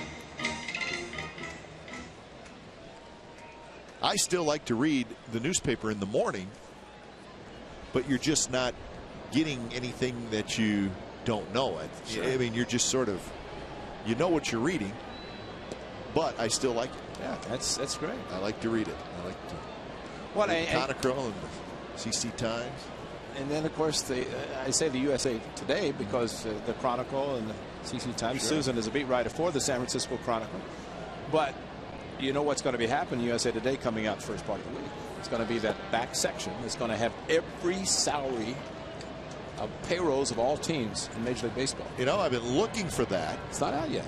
And I went to get a USA Today yesterday because you started to read about salaries and A-Rod more than the Astros and all that. So I said, you know what? I bet it's in there today, and it wasn't. So I'm thinking Monday or Tuesday. Yeah, Monday, the start of the season. Well, you like to have that in your notebook, and so do I, and it is interesting. Well, you know, you could look and say, well, he's available. Well, he's too costly. I mean, listen, baseball is all about numbers, and unfortunately, people's salary and teams' payroll is now part of the baseball conversation. It's just the way it is. Well, and what you were talking about with the Astros, who the A's will see actually next weekend. Their payroll is one of the lowest in all of baseball. Young runs. Jaso skies one. Shallow left. Out is made. Looks like Cole Gillespie is now out in left field. Blanco is done for the day. In-depth sports news for the Bay Area fan. Go deep with Sportsnet Central. It's brought to you by AT&T Uverse. Coming up this evening at 6 p.m. It'll be over on our sister station, Comcast Sportsnet Bay Area. Henry Wolpert is live from right next door, Oracle Arena with the Warriors. Brody Brazil is live from the Shark Tank. And lots of reaction from this A's and Giants game and all the roster moves that will be coming up. So Ahmed Fareed and John Henry Smith will host, and we'd certainly like to welcome Ahmed Fareed to Comcast Sportsnet. Right. Terrific anchor. Came from the MLB Network. So it's nice to have him aboard. Well, we do get all of our news from the Sportsnet Center. You know, Casey Pratt, CSN.com. Yep. Casey's very good. Casey got to get home to see his bride, and it's going to be a dad soon. Going to be about a month. So going to tighten it up, Casey. He was happy. I mean, of all times to have the longest spring training in the history of baseball, and your wife's expecting a baby, and you're not there. He does a very good job. Showed up at the Comcast Sportsnet California dinner in his great shirt. He was working because he had to go all the way from Goodyear to Scottsdale. So he was dressed appropriately. So Ray, you're talking about the payrolls and that type of thing, but how about this week? Verlander, 7 years, $180 million. Which Posey yesterday, $167 million, and Adam Wainwright earlier this week, $97 million extension signed by those guys. That went up the middle. Scooter on the backhand flips it, and it's over the head of Noonan, and everybody's safe. We're just waiting for that. Is that Panic? Scooter, yeah, Panic. Joe Panic, excuse me. And you remember when Jamal Weeks would do that, and I asked Mike Gallego, when are you going to say something? He said, when he does that. Instead of putting the ball in your hand and flipping it, your glove is not going to do the same as your right hand, your bare hand will do. I mean, it looks great if it's successful, but it looks horrible if that happens. That should have been an out. He did not have to do that. No, he didn't. That's what, and they never do. That's the problem. And you're only going to get one. Yeah. So just take your time, get the ball out of your glove, flip it nicely to the shortstop, because highlight is not a very good part of the game in baseball. And that's similar to what happens in highlight. So everybody's safe, and here's Cespedes. So Verlander, what did you think? 7 years, $180 million. So he has signed through 2019, and it's the richest contract for a pitcher until Clayton Kershaw signs his he's next at the end of the season. And he's going to be $200 million. Well, you look at what Verlander did, and more power to him. He said at the beginning of the year, not the season, but the beginning of January, he said, yeah, it'd be nice to be the first $200 million pitcher. Coincidentally, Felix Hernandez signed for $175, and Justin Verlander after him, $5 million more. Not a coincidence either, by the way. Exactly. So that's what Clayton Kershaw. He said, wait a minute, you think Felix Hernandez and Justin Verlander are better than me? And so you got to give me at least 181. Yep. So no, it's going to be the highest. Remember at one time, the $1 million contract was the top. Now remember when Ricky Henderson signed his, I think it was a 3-year, $3 million a year. And then the next day, Kirby Puckett signed for $1 million more or something. So it just, they spin off of the previous contract. Well, Verlander's average salary, as Cespedes strikes out, is $25 million a year. Yeah. So it is the way it is. I mean, it tells you how healthy I think Major League Baseball is. There's a lot of money going around, and the players are getting it. Case of Buster Posey. From his standpoint, he's set for life. Yeah. But from the Giants, they knew that you win a batting championship, your MVP, a couple world championships, it's going to cost you a lot of money. Yep. So they probably made a good deal for them over the length of the contract, if assuming he stays healthy as a catcher. Sure. And as a catcher, you never know. But I thought when you started hearing that they were discussing, I thought he would get more. I know that sounds crazy. No, you're right. But the average salary for him per year through the length of his contract is $18.5 million. Ridiculously amount of money, but I guess my point is, it doesn't seem ridiculous for a guy like Posey. And over time. Yeah. So 4-0 A's as the Athletics strand a couple, and we're headed to the 6th.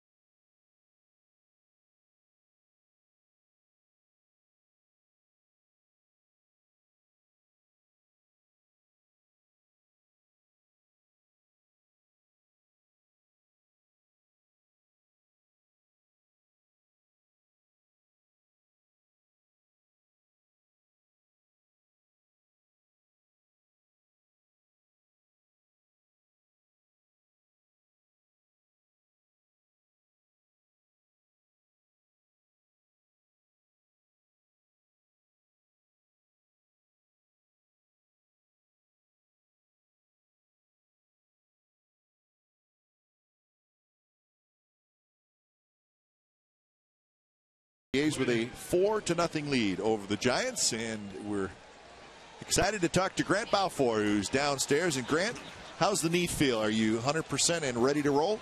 Yeah, I'm ready to rock and roll. It's feeling pretty good. It came around nicely, and yeah, I'm looking forward to Monday for sure. Yeah, are you pitching? You're not pitching today, are you? I hope not. Well, I know you pitched last night. No, I'm not throwing today. Well, the only reason I asked because your bleacher creatures in right field, and they're all excited about you coming back, and kind of explain that. I mean, how great does it feel when you come in? Last year, remember they turned off all the lights. I thought they had a power outage, and then all of a sudden you came in. How did that all start? I forgot I thought they forgot to pay the bill around here, and next thing you know, it just started getting crazy. And yeah, they're great fans here. Definitely, they get wild, and they got the whole stadium into it now. So I love it. Grant, you were terrific last year, especially down the stretch, and you pitched a lot. How much down the stretch were you relying on just straight adrenaline? Yeah, I mean, when it gets to the grind, it's 162 games, and it's tough. Mentally, physically, your body wears down, but we knew what was at stake, and we knew we had to win, and I wasn't going to take a day off. I wanted to be out there every day, so that's what I did. Game 162, you guys beat the Rangers. You had a healthy lead. Typically, a closer doesn't come to the game, and somehow the phone just didn't work in the bullpen, and you got up. How important was it for you? I mean, how badly did you want to be on the mound for that final game, especially with all that your team did, and you especially? Yeah, I pitched 4 days before that, and to get to the point where we're at, we clinched and whatnot, and to get to that point where we could win the American League, I wanted to be out there on the mound. Might sound a little selfish, I don't know, but I've been out there all year in that situation, and that's where I wanted to be. And yeah, we got a little bit of a lead there that last inning. I was already kind of hot, and Bodemel had someone else out. He had Jim Miller up. I said, I just looked down there and said, hey. This is my game, so he sat Jim down. That's great. It was all good. Well, we're going to take a look at the final out, and it was fun for us. I can imagine how much fun it was for you. Oh yeah, it's a lot of build-up, and then a lot of emotions. So everyone, the fans, the organization, and all the players here. We had a really good time last year, and. We know what's at stake again this year. It's another year. It's a whole new ball game. So we're going to go out there and do it again. Grant, we talked about what you did in the 4 days and before that you pitched, but talk about your other guys and Doolittle and Cook, guys that just pitched and pitched and pitched down the stretch. And, young kids that never pitched that much before, but the adrenaline and just wanting to be out there. How were you guys able to do it? You talked about yourself, but what about the rest of the guys? How much you look up to what they were able to do? Yeah, so if you don't know any better, then you don't know any different, right? So hey, just keep going. But no, they're awesome. It takes every guy on the team here to put us in that position. And all the guys that contributed last year to get to that point, to where we could be in that situation to go out there and win the American League West. And you got the guys like Sean and Cookie and all the other guys in the bullpen. They did a fantastic job. I think we finished second in the league in the ERA in the bullpen, so it was outstanding. Sean, thank you very much for joining us, Grant. We appreciate it, and we'll see you Monday night. All right. All right. Thanks very much, guys. All right. The closer, Grant Balfour, has been our guest.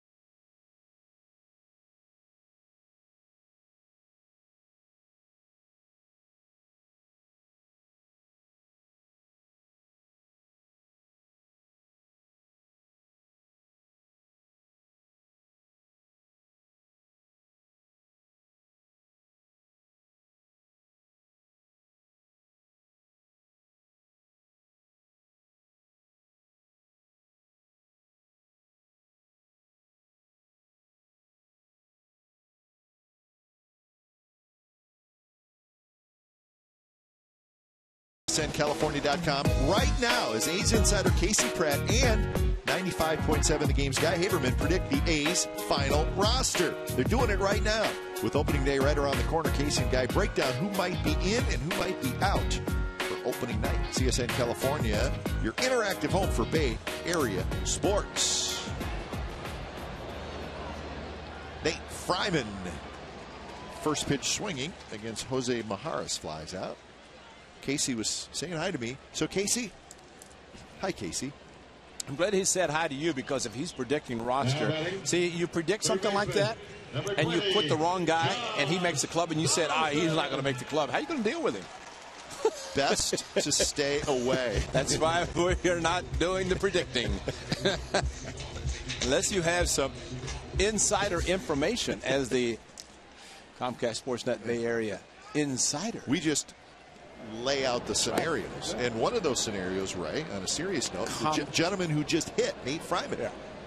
Rule 5, which means if he does not stay on the A's roster the entire season, he has to be offered back to, which would be the Padres, I believe. Yeah. So that's a significant decision. If Fryman makes it, he makes it as an infielder, and a subsequent middle infielder would not make it. Well, and that could change with Nakajima goes on the disabled. Who knows? Yeah, there's a lot of moving parts, but Rosales is already there. Yeah. So we'll see with Nate Fryman. Powerful right-handed bat. I know the A's like the idea of having a powerful right-handed bat. He's never played above Double-A, so we'll see. Remember one time there were about 6 second basemen vying for 1 or 2 spots. Jamal Weeks was optioned to Triple-A. Perino is a young man who has shown that he can play, and Bob Melvin likes him too. He likes him, and of course Scott Sizemore missed all of last season with a knee injury. Sogard, Adam Rosales going on the DL with an intercostal strain, and Nakajima possibly going. That helps as far as the other players are concerned. I mean, the other players about the front office and making the decisions, because those guys are already on the deal.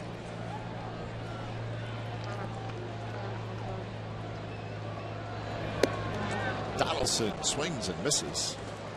So we'll make it as simple as possible. There's one spot in the bullpen, and then do you keep Nate Fryman, or do you keep another middle infielder? But I think what happened with the couple of guys who on the DL bought some time for the club to make a decision on Fryman, because Rosales was going to make it. Absolutely, make the team. Absolutely. He was definitely on the team. He had his best spring ever.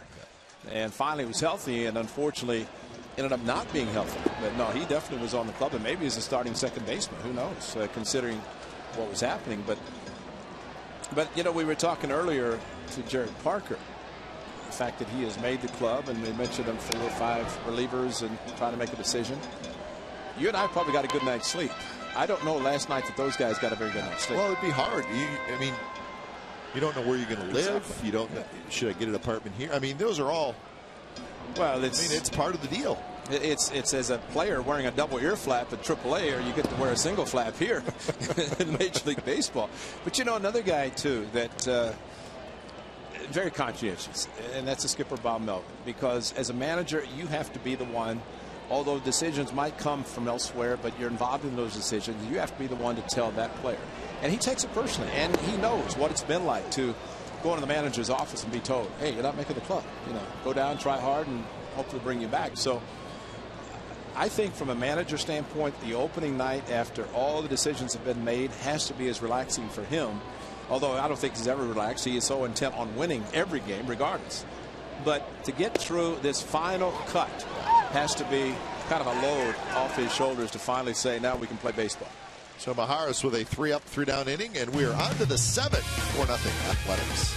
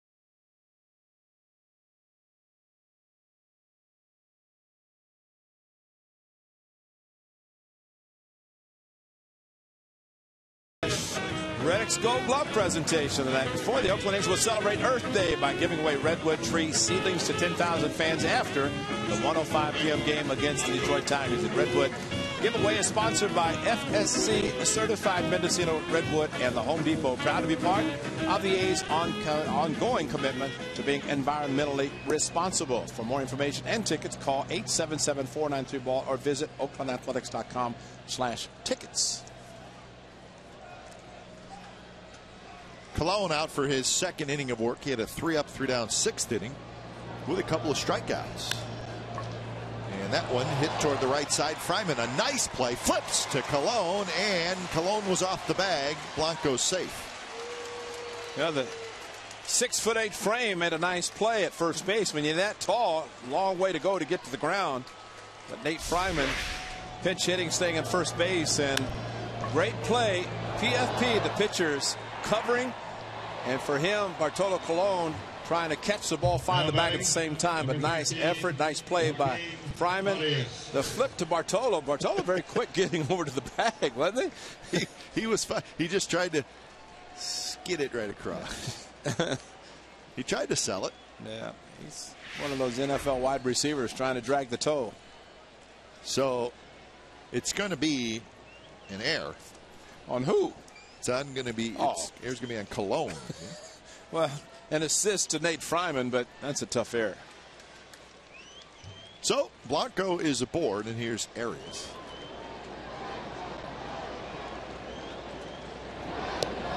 First pitch in for a strike.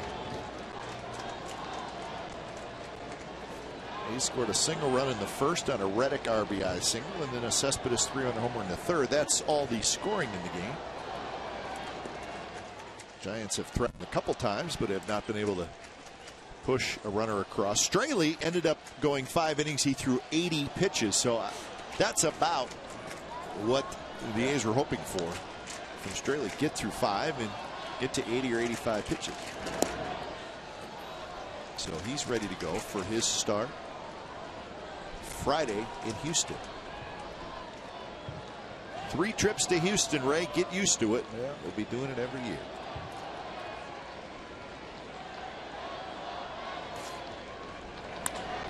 That's going to get through into left field. Arias gets his first hit. So a little action for the Giants here in the 7th inning. Heck, the A's will play the Astros 6 of the first 16 games this season. The first 4 series, 4 against the Mariners, and then you go to Houston, you have an off day, and you go to Anaheim. So Anaheim will be a week from Tuesday, Wednesday, and Thursday. Home to play the Tigers. So it's always fun playing the Angels, and they're going to be good this year, no doubt about that. And of course the Tigers go to the World Series last year, and this year they add Torrey Hunter, and let's not forget what they're really doing is they're adding Victor Martinez. Absolutely. And that's 2 very good veteran hitters, so the Tigers will be very, very good as well. And thanks to the injury, the season-ending surgery, Victor Martinez, they were able to sign Prince Fielder. Otherwise, Prince is not even on the Tigers because Cabrera plays at first and Victor Martinez at DH. That one is drilled to left, and Guillermo Quiros has just hit a 3-run homer off Bartolo Colon, and just like that, it's 4-3. The Giants have actually kicked around the idea of, at least early on, keeping 3 catchers, and the third would be Quiros. That probably didn't hurt his chances. One thing about Bartolo Colon that we saw last season and we're seeing again today, he's a fastball machine. Last inning, struck out a couple throwing the fastball. He did it this inning, and look at the location. Belt high and above, and Quiros knew. Sounded great off his bat, little flip of the bat. Added a little flair to the 3-run home run. He knew it was gone, and it made it easy. And Torres hits one on the nose, but Reddick comes in and makes a nice running catch. And that's why it's important for a pitcher who throws pretty much nothing but fastballs to have the movement. And that's what was impressive with Colon last year. that he was able to use just the fastball, change a little bit off the fastball, movement off the fastball, but primarily just the fastball. And if the location isn't there, he can get hit. His own error, not fielding or being able to touch the bag, maybe contributed to this inning. Here's Joe Panic, who's in the game at second base.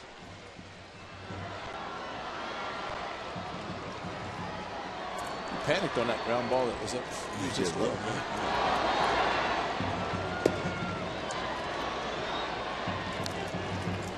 Probably not a great name to have if you're an athlete. He was a #1 draft pick, so he must have something going.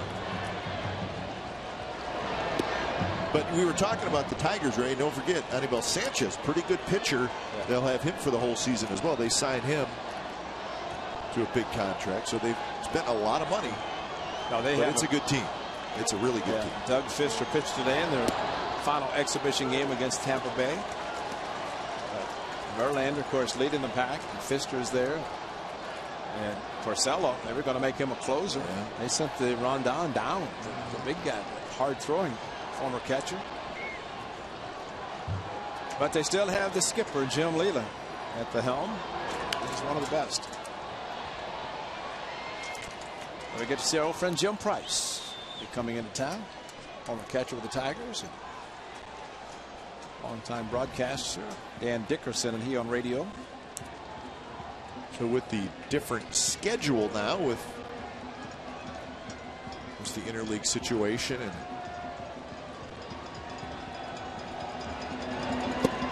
strike 3 call, and a good pitch on the inside corner from Colon. I think it's good to see the Tigers early because they're get them out of the way. And with the 15 teams in each league now, as Colon starts a fastball in, brings it back lower part of the strike zone and gets strike 3. But basically seeing all other teams outside your division just one time, exactly. home and away. And that's probably the biggest difference outside of in the West. You got a new team, so you're going to go to Houston 3 times, which that's what you do against the teams in your division. You see them 3 times at home, 3 times on the road. But as Ray said, the difference is all the other teams, the Central and the East, I think it was 4 of those 10 teams, you would actually go to that city twice. Yes. I think it was 4. Now you're going once, they're coming by your ballpark once, and that's it. So a 3-run homer for Guillermo Quiros, and it's 4-3, 7th inning stretch from the O.co.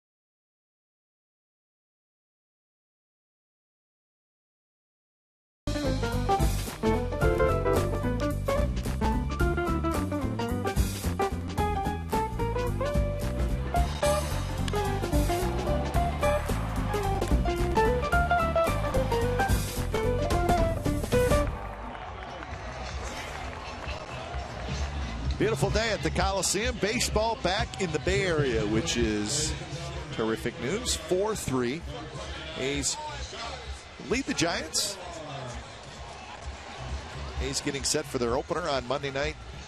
Brett Anderson, Felix Hernandez, I'm going to call them the new look Seattle Mariners will be in town. Lots of changes, and I think they're going to be a significantly better team. Their offense has been so bad for really about 5 years now, and they made a lot of changes. They made, to me, he may be 40, 41, but Raul Banya is back to Canada, to Seattle. He was there originally, Kansas City. Of course, the Yankees, big home runs last year. Torres, little circus act out there, but he did make the catch. It's very difficult to make a basket catch when your back is facing home plate, and I think that's just what happened. And the second baseman's name of panic happened right now with our Torres center, that is. Yeah, and tough sun, as we all know, here at the Coliseum. Center and left field. Sunglasses got turned around. I got it. You better, because there's nobody around. I think I got it. Yeah. Eric Sogard said my spring has been too good. That's supposed to drop in for an extra basis. Jake Dunning is the new pitcher for the Giants, a minor leaguer. Got a good point about the Mariners improved, but also the Kansas City Royals, two teams that had tremendous records, successful records in the Cactus League. And, of course, all that goes to zeros on Monday. But the Royals, something like 4 hitters, top 10 in batting average throughout the spring training. 4 hitters. So their offense, if they get some pitching, or their offense, pitching has been improved. Especially big game James Shields, and Santana's there. Guthrie's back. They've got a great bullpen. But I think Seattle, the A's will see Monday night. King Felix and the rest of the Mariners. Kendrys Morales acquired. Jason Vargas now with the Angels. Morris is back. Panic out. And coming out of nowhere is Blanco, and Blanco ends up making the catch. So maybe the sun, which is now out, obviously. The clouds have slid away, so sun is an issue, but the Giants have managed to hold on to both fly balls. But the Mariners, so you brought up Ibanez. Pretty good veteran hitter still. Yeah. And Mike Morris, who's pretty good hitter. Yes, he is. And he's going to go to the middle of the lineup. And Kendrys Morales, we've seen a lot of him. So now you add that group with Montero, who looks like he's going to be a pretty good hitter. Kyle Seager. And now, you have the makings of a decent middle of the order, which is something that they really have not had. I mean, they've been 2-3 hitters short. Absolutely. And plus, they moved the fences in. And they moved the fences in, which would be interesting to see. King Griffey Jr. might make a comeback once he sees those fences in.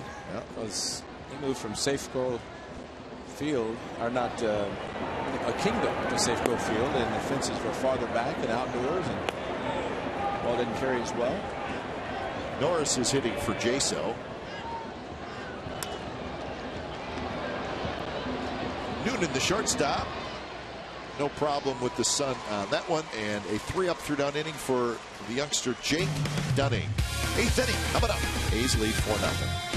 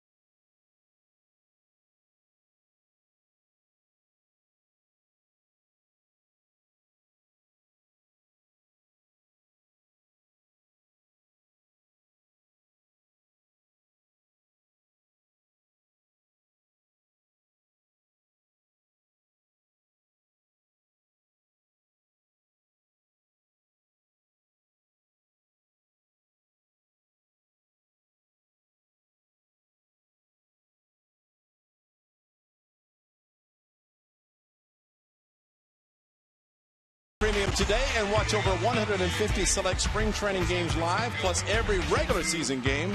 And since this is the final spring training, let's talk about regular season. You can watch them all live or on demand on over 250 mobile and connected devices. Visit OaklandAthletics.com for details. And folks, that is a great service to have, to watch all the games that you want to watch. You probably watched 150 spring training. Now the real season begins. Actually, tomorrow night, as Houston will host the Texas Rangers, the first game of the season. I'll be watching. Will be at Minute Maid Park. Notice all the games back east, like the Reds will host the Angels at first interleague. I mean, this would be a first game of the season for a team playing in the interleague and the National League.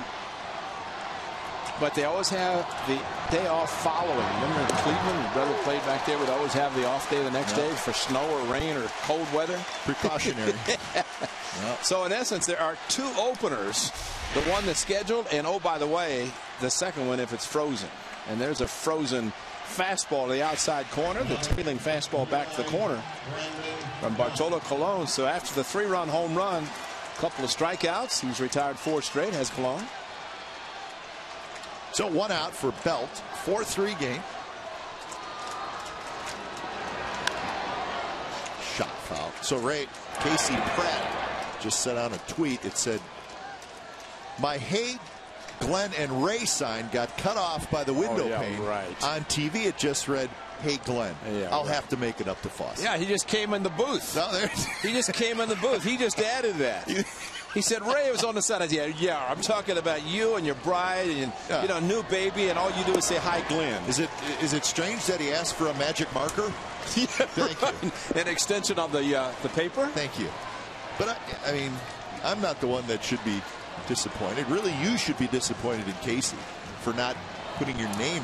Well, Casey saw the TV, saw himself on TV and that sign, and as soon as the inning was over, I look up and there's Casey. And he gave me that. He's feeling guilty. He gave me that Sammy Sosa, you know, like, yeah, that's like, yeah, right. You know what? I could tell him that's not going to work with you. Exactly. There it is. See, tell me what's wrong with that sign, Casey. I don't see any Ray in there. He clearly added that. Yeah, right. There's Plus really no Ray. doubt about it. See how much bigger the sign got? Exactly. Yeah, come on. And the bar. I mean, jeez. You gotta be kidding. You gotta know who your friends are. And I know who mine aren't. So back-to-back strikeouts for Bartolo Colon. I think the A's pitchers today have struck out 10. Just the fastball, and Bartolo, after making the mistake, but that's quality Bartolo Colon fastball there. Did you see the Lyle Overbay contract? 3 days and a 1-day extension, and he made the Yankees. He's a starting first baseman for the Yankees. Released by the Red Sox. I can't wait to see the Yankees opening day in the lineup on Monday. It'll be interesting. We'll talk about it. 3 up, 3 down inning for Colon. Bottom of the 8th. Coming up, A's lead by 1.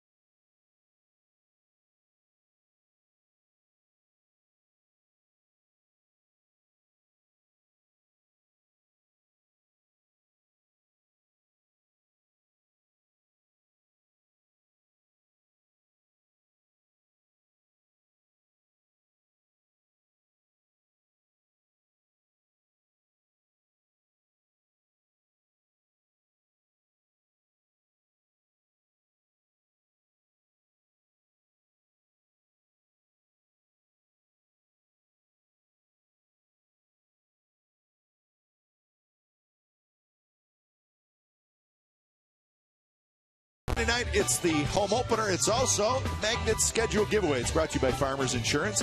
First 32,000 fans are going to receive the always popular magnetic schedule. Again, brought to you by Farmers Insurance. You got to have one of those, and the A's do it right. You got to give it out on opening night because you have to immediately, when you get home, find the best spot to put it so you know what games you want to go to. If I was in Arizona, I get one haircut before I go, and I can't wait to get back. My barber, Rod, first thing I walked in, he says, "Where's the schedule?" So I got to see when the A's are playing. I said, "I get a magnetic for you, and you put it in your barber shop." So Rod and Tom out in Danville, and he said, "You know, your hair's never been so long." And I said, "It was in the 70s, but..." I noticed on a game we did down there. You noticed that, huh? It was pushed back quite a bit, but that's all right. Thought it was time for you to tighten it up a little bit. You got to do it. But I just didn't try. A long time ago, I went into a barber shop and trusted the person that actually decided to do what they wanted to do. And that made me upset. Put a bowl on your head? Yeah. So I said, I'm done. And I'll never do it again. It's like Josh Reddick is going to get a CG complete game today. He's fourth and back. RBI single, a fly out, and he reached down in there. He has tomorrow off. You know, speaking of that, what happened, of course, the Tigers coming into town, you mentioned them. But what happened with the Tigers in sweeping their league championship series, the best thing the Giants did was go 7 games because they played Monday night. They had their day off before the World Series, so it was like having a normal day off. So players can have one day, and it's okay. You start getting 4, 5, 6 off days, the timing goes, everything goes. And we saw Justin Verlander in the division series pitch 2 games, and he was sharp as everything. Against the World Series, after having all that time off, it was such a difference for him. So ideally, the game is to be played daily. Maybe a day off every once in a while.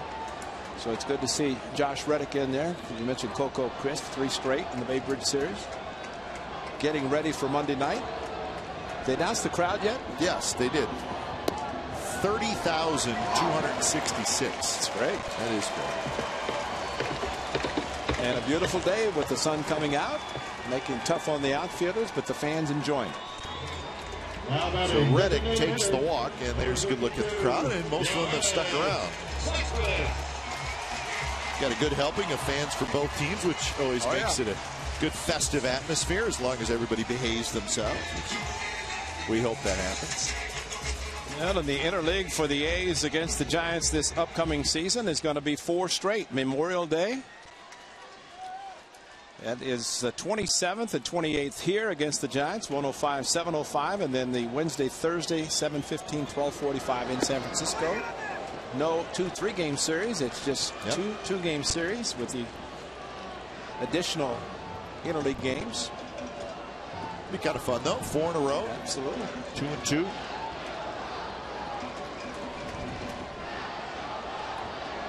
Cespedes facing Heath Hembry, who is one of the Giants' top pitching prospects, a reliever. So good challenge here as he faces Cespedes, who had a 3-run homer in the 3rd inning. There's Hembry.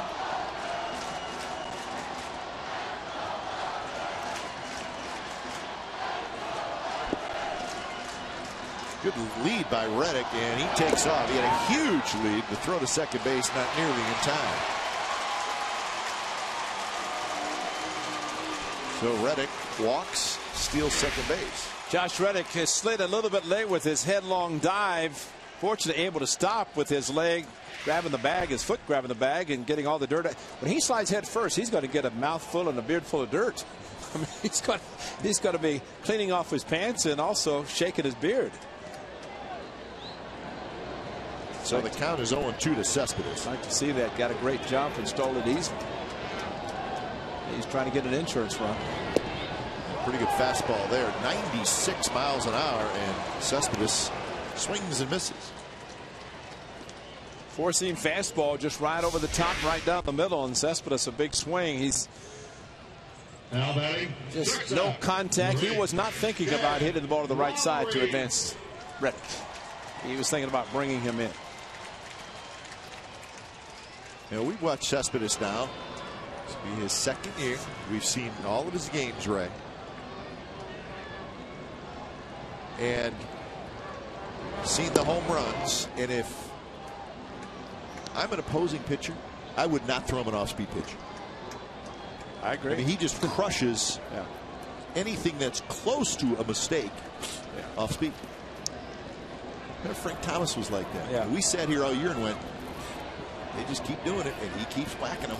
Well, unfortunately, the thought process, catchers and pitchers, is that, and that's why Bartolo Colon's so great, because he throws fastballs. But guys say, okay, I've thrown all these fastballs, I better try to throw a slider, and you hang it, or change up and you hang it. Whack. Curveball. I mean, and that's when the power hitters are mistake hitters, and they do not let many mistakes pass. And I'm not saying that Cespedes can't hit a fastball. That's not it. He can, but we've just seen him hit. I mean, against the Giants, you said it. He got Lincecum, 2 bad off-speed pitches. Curveball and a changeup. And the one today, a bad changeup out over the plate. And he's too strong. He's just not going to miss those. Just a bit outside, 93 miles an hour. 2-1 the count to Jed Lowry. So Lowry is going the full 9 today as well at shortstop. I had not noticed Jed Lowry using a double ear flap. I mean, a switch hitter, you would think that, some guys do it, but I think he always has, right? I remember him with the Astros, and that stood out a little bit. Just did not realize that and watch him in Arizona. Wasn't paying that much attention, but now that we have our great monitors on Comcast Sportsnet California, you can look right at him with the close-ups, and you can see the double ear flap. Required by minor leaguers. Major league, you can wear just one ear flap, the protection on the side facing the pitcher, but it makes it simple for Steve Vucinich to have just one helmet if it's a double ear flap. Torres in center.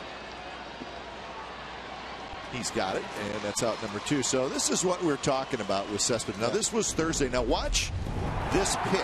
It's off speed, and it's a mistake. It's a little changeup. Out. But up. And crushed. And now watch the one today. Same thing. The changeup up and out over the plate. I mean, it's just. I mean, look. There it is.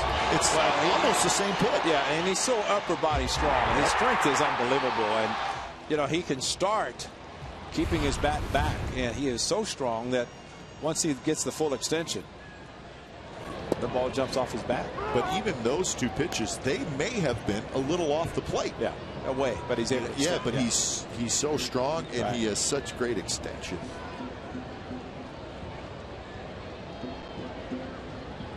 Here's Fryman, his second at bat. He had a fly ball to center field in the 6th inning.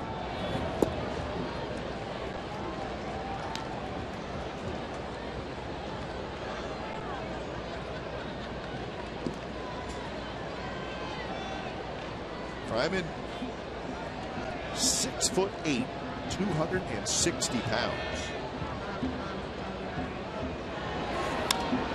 Check swing, slowly hit. Noonan, the shortstop, in time. Side retired. So Reddick is stranded, and we are headed to the 9th. The A's 3 outs away from a win and wrapping up the exhibition schedule. Thank you.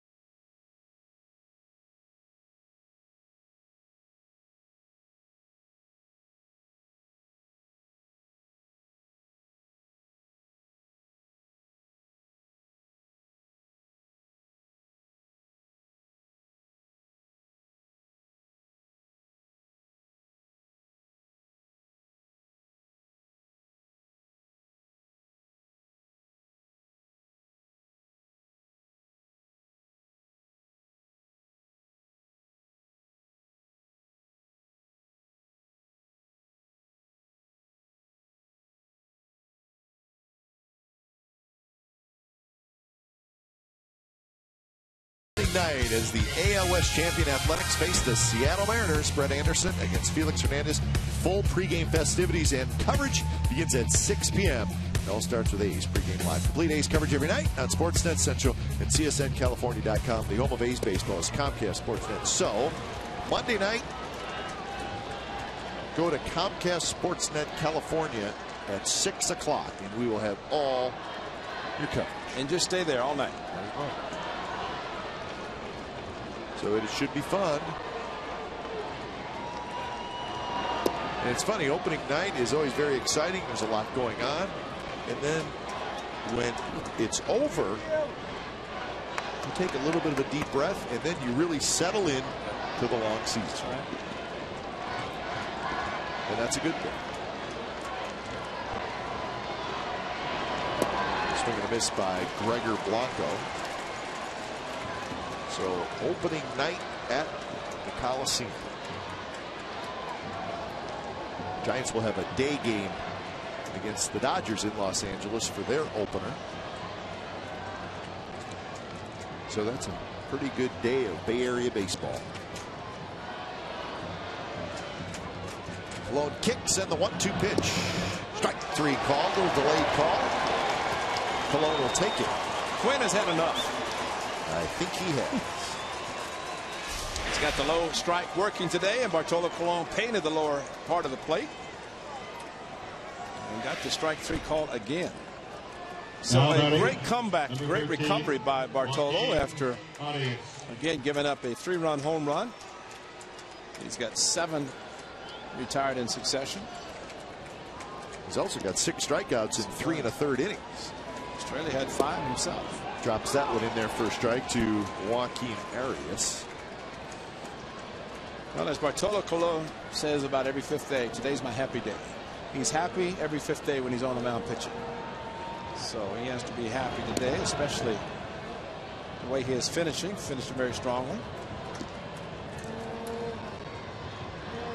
See 41 pitches, so he'll get a nice workout and be ready to go whenever the A's decide he will make that first start.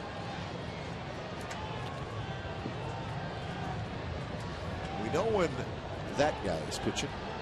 On the right, Brett Anderson. The lefty on his right shoulder. Tommy Malone will be in the rotation. Shallow center, and it's going to fall. So the Giants will get the tying run aboard with 1 out here in the top of the 9th inning.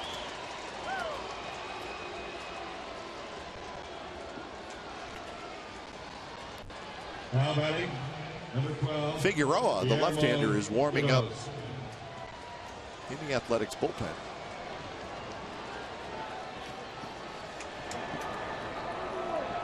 So here's Queiroz, who has really the only big hit in the game for the Giants, a 3-run homer in the 7th.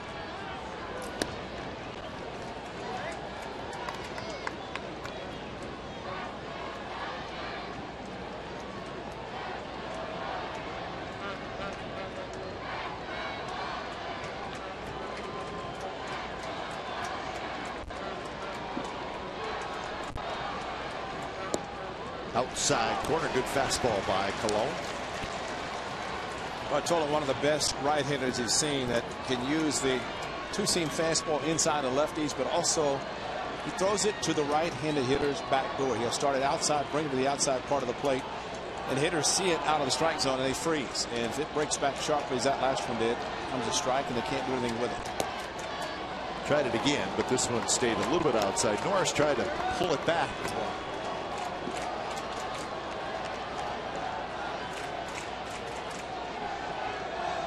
Outfield straight away. Crisp is, or Young is pretty deep in center. Smith is deep in left.